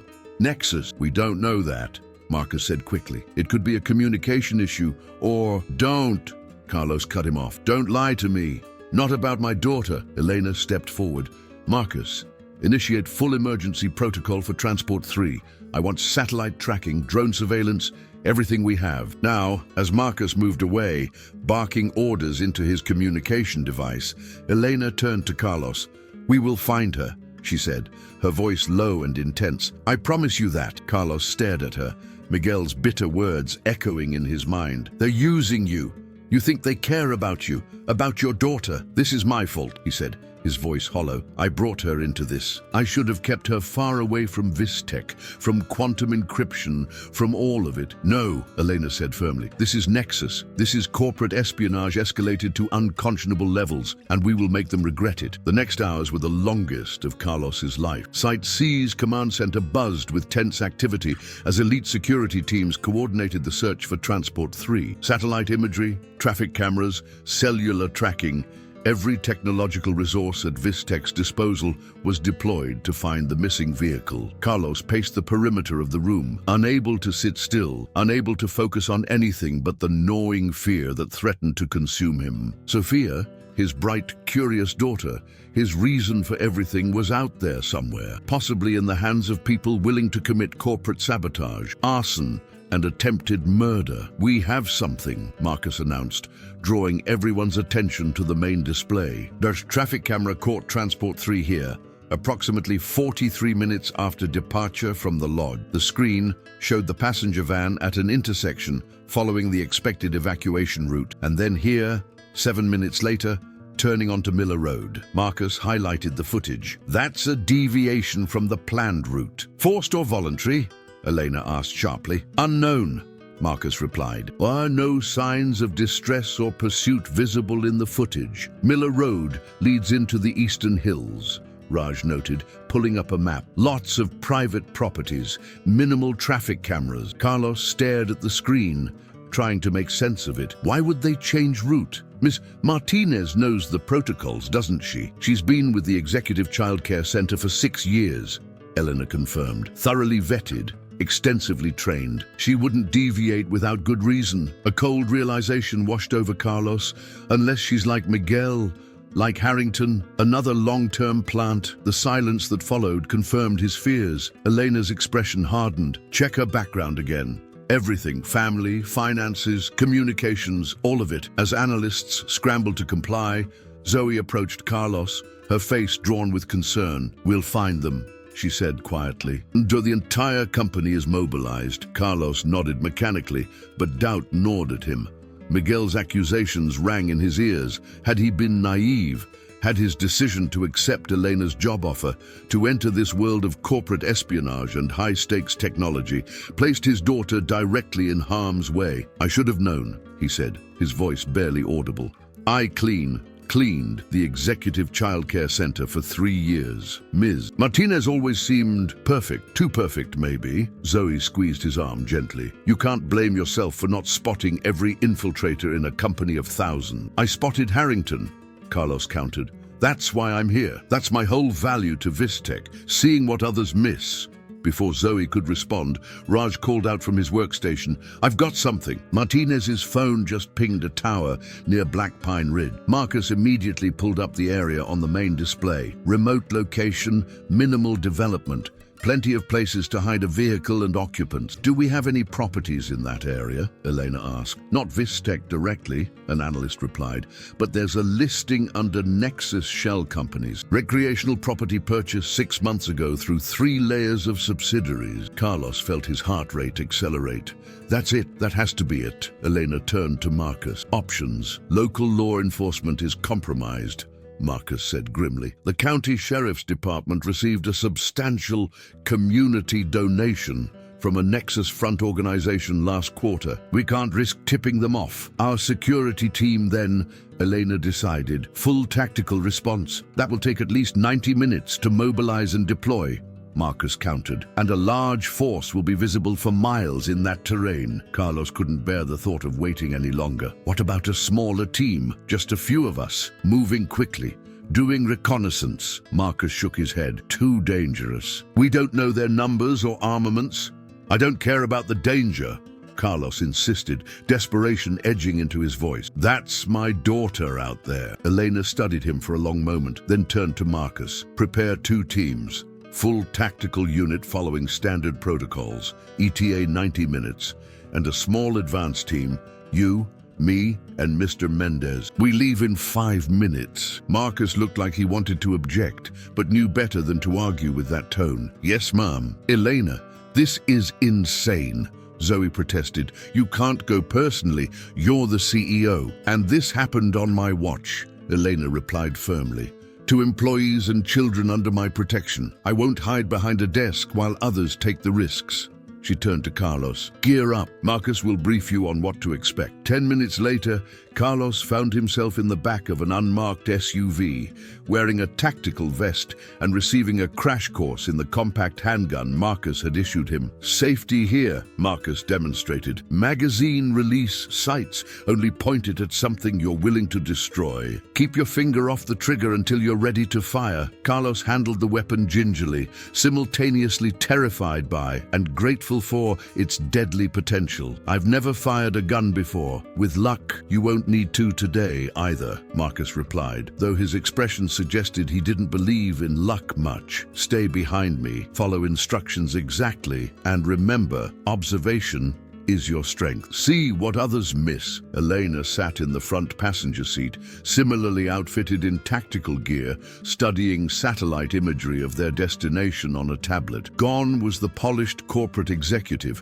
In her place was a woman of steel and purpose. "The property has 2 structures," she informed them as they sped along mountain roads. "Main house and a detached garage. Satellite thermal imaging shows activity in both buildings." She passed the tablet back to Carlos.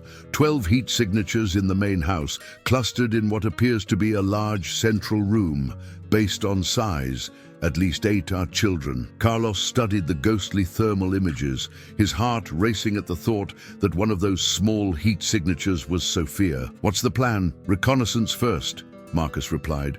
eyes on the winding road. We need to confirm the situation before the main force arrives. No heroics, no engagement unless absolutely necessary. They drove in tense silence for the next 20 minutes, eventually turning onto an unmarked dirt road that wound deeper into the forested hills. Marcus killed the headlights, navigating by moonlight and memory. Half a mile ahead, he said quietly. We'll proceed on foot from here. He parked the SUV in a natural depression, concealing it from casual observation. As they exited the vehicle, the night enveloped them. No city light, no distant traffic sounds, just the whisper of wind through pine needles and the occasional call of a nightbird. Marcus distributed compact night vision monoculars. Stay low, move quietly, follow my lead.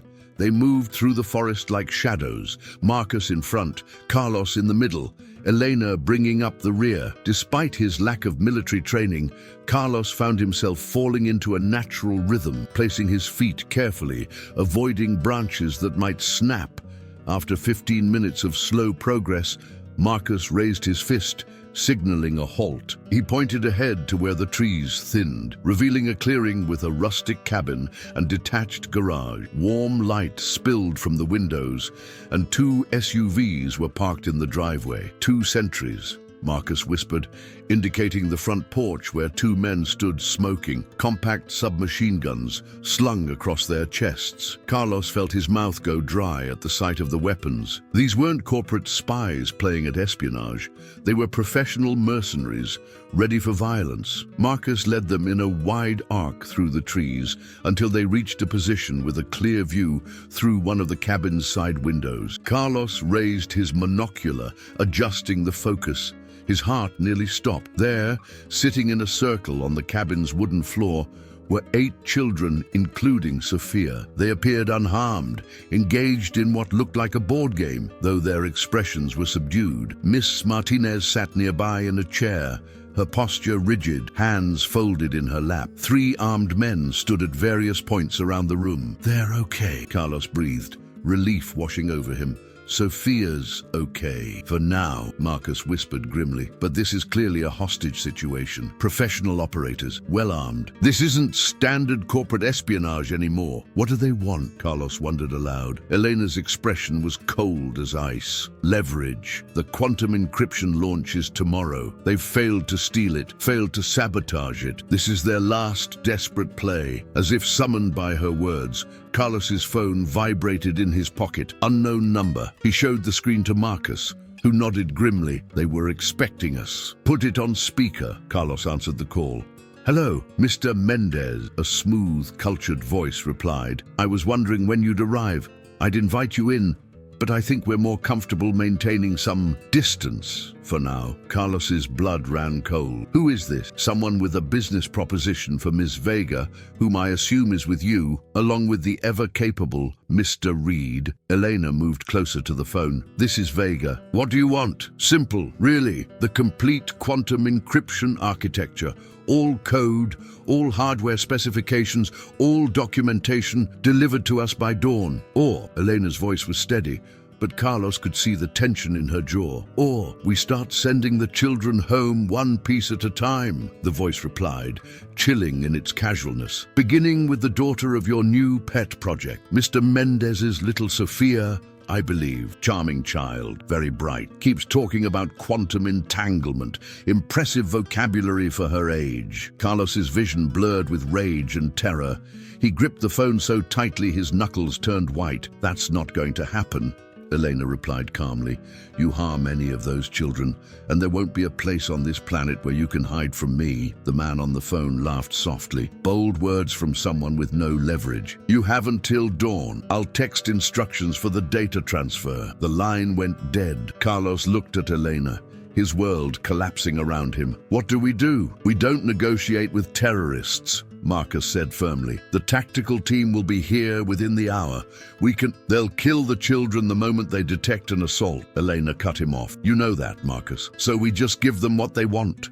Marcus demanded. 3 years of revolutionary work, billions in development, the future of secure communication. We just hand it over? Elena's expression was impossible to read. Of course not. Then what? Carlos asked desperately. We give them what they think they want, Elena replied. Her eyes met Carlos's. Remember what Miguel said about us using you, about you being just a tool. Carlos nodded slowly, confused by the apparent change of subject. He was wrong, Elena continued. You're not a tool, Mr. Mendez. You're the solution, because you see what others miss. She pulled him and Marcus closer, lowering her voice to a whisper. Here's what we're going to do. Dawn was approaching, painting the eastern sky with the first pale brush strokes of light. Carlos crouched in the underbrush at the edge of the clearing, his heart pounding so loudly he was certain it would give away his position. 30 meters away stood the cabin where his daughter was being held hostage. The plan Elena had outlined was audacious, desperate, and relied heavily on his unique perspective, the eye of someone who had spent years being invisible, noticing what others overlooked. Now that perspective might be the key to saving not only the quantum encryption technology, but 8 innocent children. In position, Marcus's voice whispered through the small earpiece Carlos wore. The security chief was on the opposite side of the clearing, providing coverage. Ready? Elena confirmed from her position near the SUVs. Carlos, it's your call now. What do you see? Carlos took a deep breath, focusing his night vision monocular on the cabin. He had spent the last 40 minutes observing, cataloging every detail, the rotation of guards, the blind spots in their coverage, the structural vulnerabilities of the building. Southeast corner has the weakest surveillance, he reported quietly. The guard checks it every 12 minutes, but only briefly. There's a basement window partially concealed by overgrown bushes. It's been opened recently. Soil disruption underneath, different pattern of dust on the frame. Access point to the utility room, Elena confirmed, consulting the property schematics they'd pulled from county records. Electrical panel would be there. Guards change shift every hour, Carlos continued. Next change in approximately 7 minutes. That's our window. His phone vibrated with an incoming text, instructions for the data transfer. As promised, Elena had prepared a sophisticated decoy, corrupted encryption architecture that would appear genuine during initial validation, but would catastrophically fail when implemented. It wouldn't fool Nexus's experts for long, but it would buy them precious time. Uploading the package now, Elena murmured. Establishing connection to their server. Carlos watched as one of the guards checked his phone, nodded to his companion, and stepped inside the cabin. They've received the upload. Guard is informing his superior. The next few minutes would be critical. If their adversaries began verification before the tactical team arrived, if they spotted the subtle flaws Elena had woven into the decoy data, and contact approaching main road, Marcus reported suddenly. Vehicle with cut lights, moving slowly. Carlos felt a chill. Reinforcements? Negative, Marcus replied after a moment. Single vehicle, civilian pattern, proceeding en route past the property. Wait, it's stopping. Carlos shifted his position, trying to get a better view of the access road. A dark sedan had pulled to the side approximately 200 meters from the cabin's driveway. A single figure emerged, moving with deliberate caution toward the property. Unknown player, Marcus whispered. Male, business attire, unarmed as far as I can tell. Elena's voice was tense. Can you identify? Carlos adjusted his monocular, focusing on the approaching figure. Something about the man's silhouette, his gait, struck a chord of recognition. It's Richard, he realized aloud. The executive from the command center, the one who objected to my presence. Richard Calhoun? Our chief strategy officer? Eleanor's voice was incredulous, then immediately hardened. Another infiltrator. He must be here to verify the data transfer, Marcus concluded. My senior enough to recognize authenticity, trusted enough not to raise suspicion. Carlos watched as Richard approached the cabin, exchanged words with the guards, and was escorted inside. A new, terrible clarity descended on him. He was the connection, the inside man coordinating everything. Harrington's poisoning attempt, the infiltrators, the sabotage. Focus, Carlos, Elena reminded him gently. And the tactical team is still 20 minutes out. We need to maintain surveillance and be ready to move if the situation changes. Inside the cabin, lights flickered briefly, someone accessing the electrical panel. Carlos tensed. Had they been discovered already? His phone vibrated again. Not a text this time, but a call from the same unknown number. Answer it, Elena instructed. Keep them talking. Carlos accepted the call, putting it on speaker. Yes, Mr. Mendez, the cultured voice greeted him. Your CEO works quickly. We're reviewing the data now. I've done what you asked, Carlos replied, struggling to keep his voice steady. Now, let the children go. Patience. Verification first, then release. Although, the voice paused, contemplative, I must say we're noticing some interesting anomalies in Miss Vega's submission. Carlos's breath caught. They were already finding the deliberate flaws. Perhaps, the voice continued smoothly, you'd care to speak with someone who can offer a more personal perspective on our seriousness. There was rustling. Then a small, familiar voice came on the line. Daddy! Carlos's heart constricted. Sophia, Mija, are you okay? I'm okay, Daddy, Sophia replied, her voice remarkably composed for a 7-year-old in her situation. Odin, they said we can go home after they check some computer things. Carlos could hear the subtle fear beneath her brave front. You'll be home soon, sweetheart. I promise.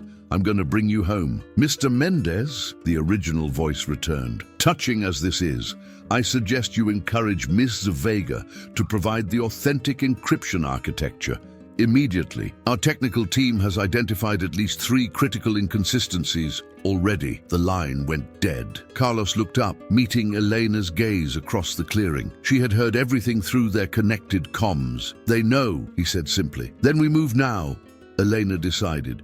Tactical team or no tactical team? Marcus, ready? The security chief confirmed. Carlos, remember your part. You're our eyes. The plan was simple yet dangerous. Marcus would create a diversion at the front of the property.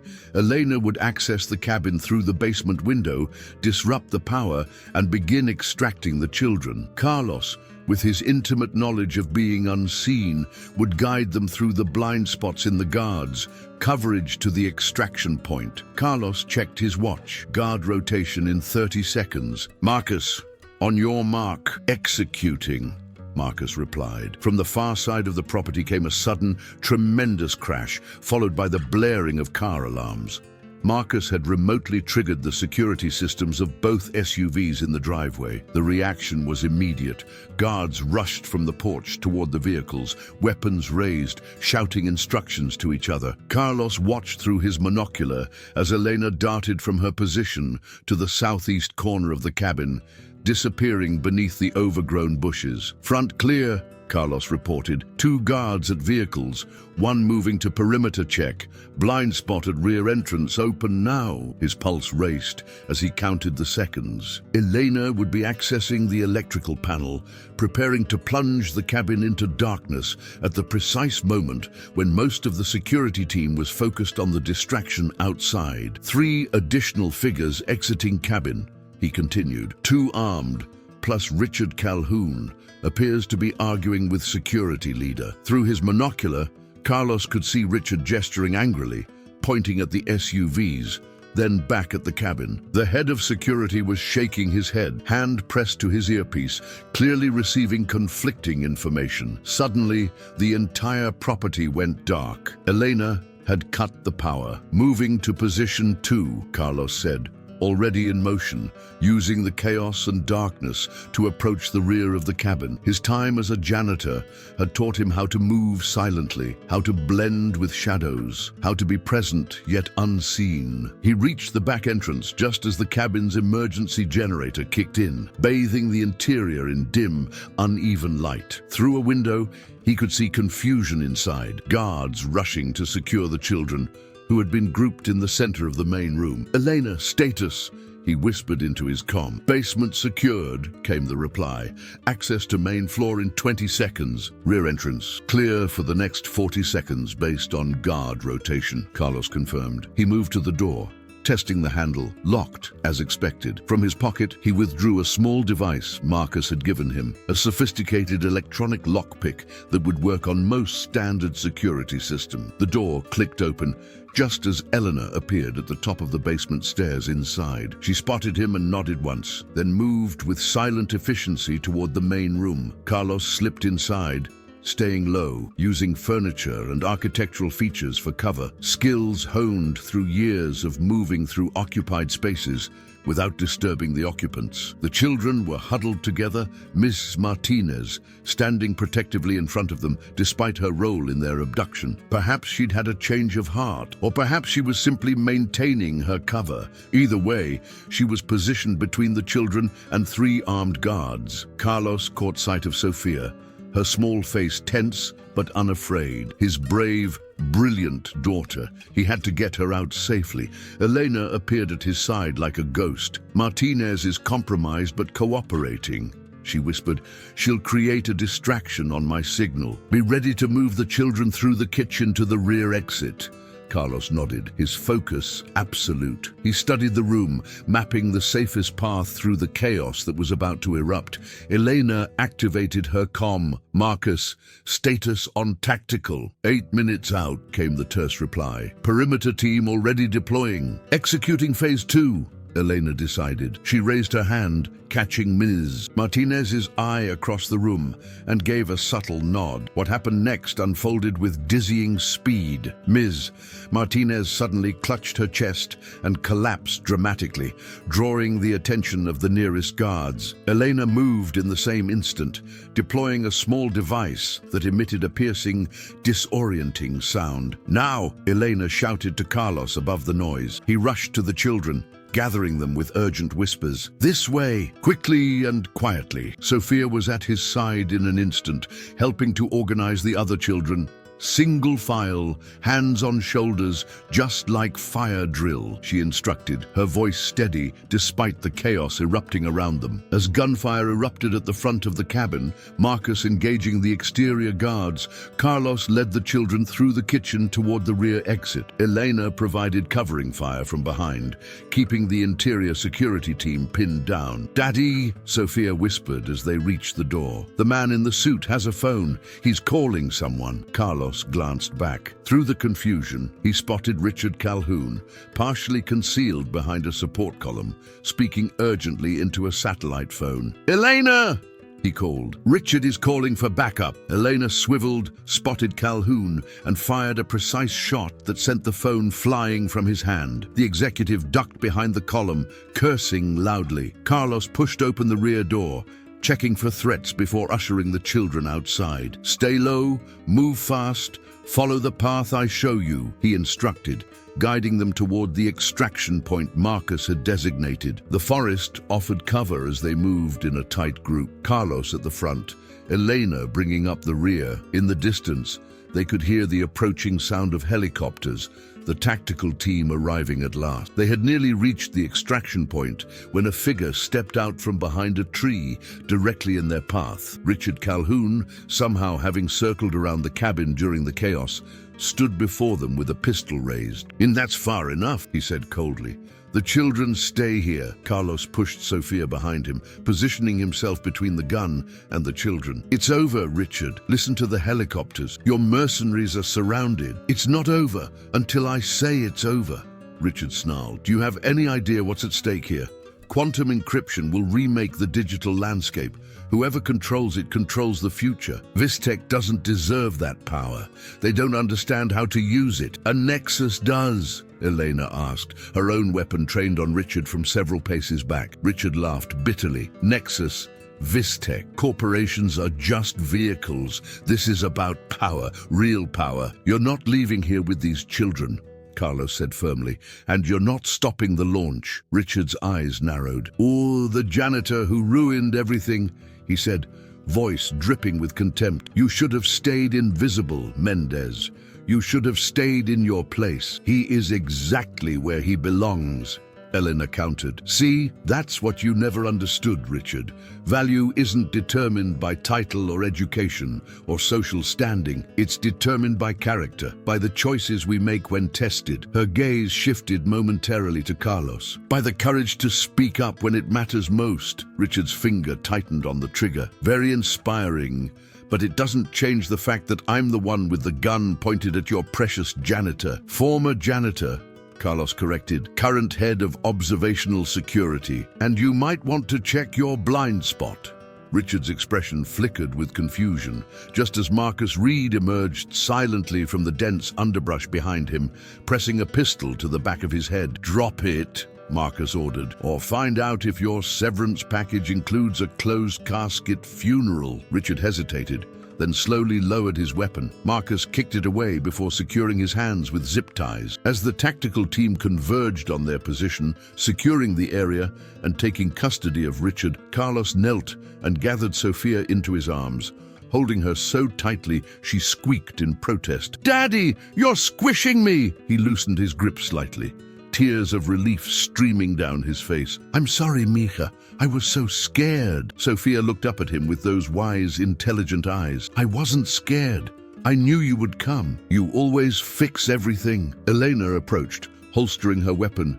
"Your daughter is remarkable, Mr. Mendez. She gets that from her mother," Carlos replied with a smile, rising to his feet while keeping Sophia's hand firmly in his. Elena nodded, then addressed Sophia directly. "Your father saved a lot of people today, Sophia. Not just you and your friends, but potentially millions of people who will be protected by our technology." Sophia considered this solemnly, then looked up at Carlos, because he saw something no one else saw. Like when he told you about the coffee. Elena's eyebrows rose in surprise. "You know about that? Daddy told me how he got his new job," Sophia explained. "He said sometimes the most important thing is noticing what other people miss." She beamed proudly at her father. "That's his superpower." As medical teams arrived to check on the children and tactical units secured the cabin and its occupants, Elena drew Carlos aside. "The quantum encryption launch is in 6 hours, she said. "Dim, after everything that's happened, I would understand if you wanted to take some time off. Be with Sophia." Carlos glanced at his daughter,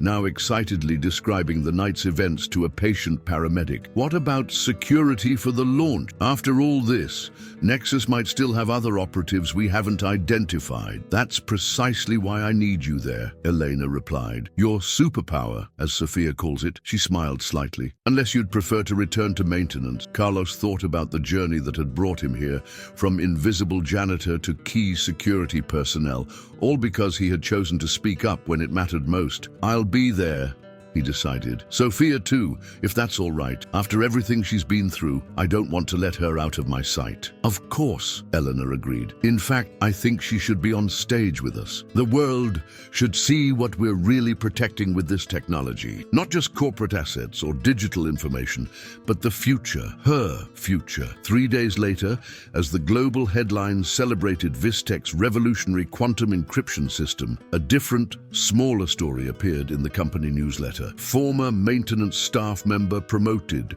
to head of observational security. The accompanying photo showed Carlos and Sofia Mendez standing alongside CEO Elena Vega at the launch event, all three beaming with pride. The caption below read simply, "Sometimes the most important voices are the ones we almost don't hear." In his new office on the executive floor, with its view of the city and photographs of Sophia decorating his desk, Carlos kept a single reminder of his former role, a small framed maintenance badge, not as a reminder of where he had been, but of the power of being truly seen.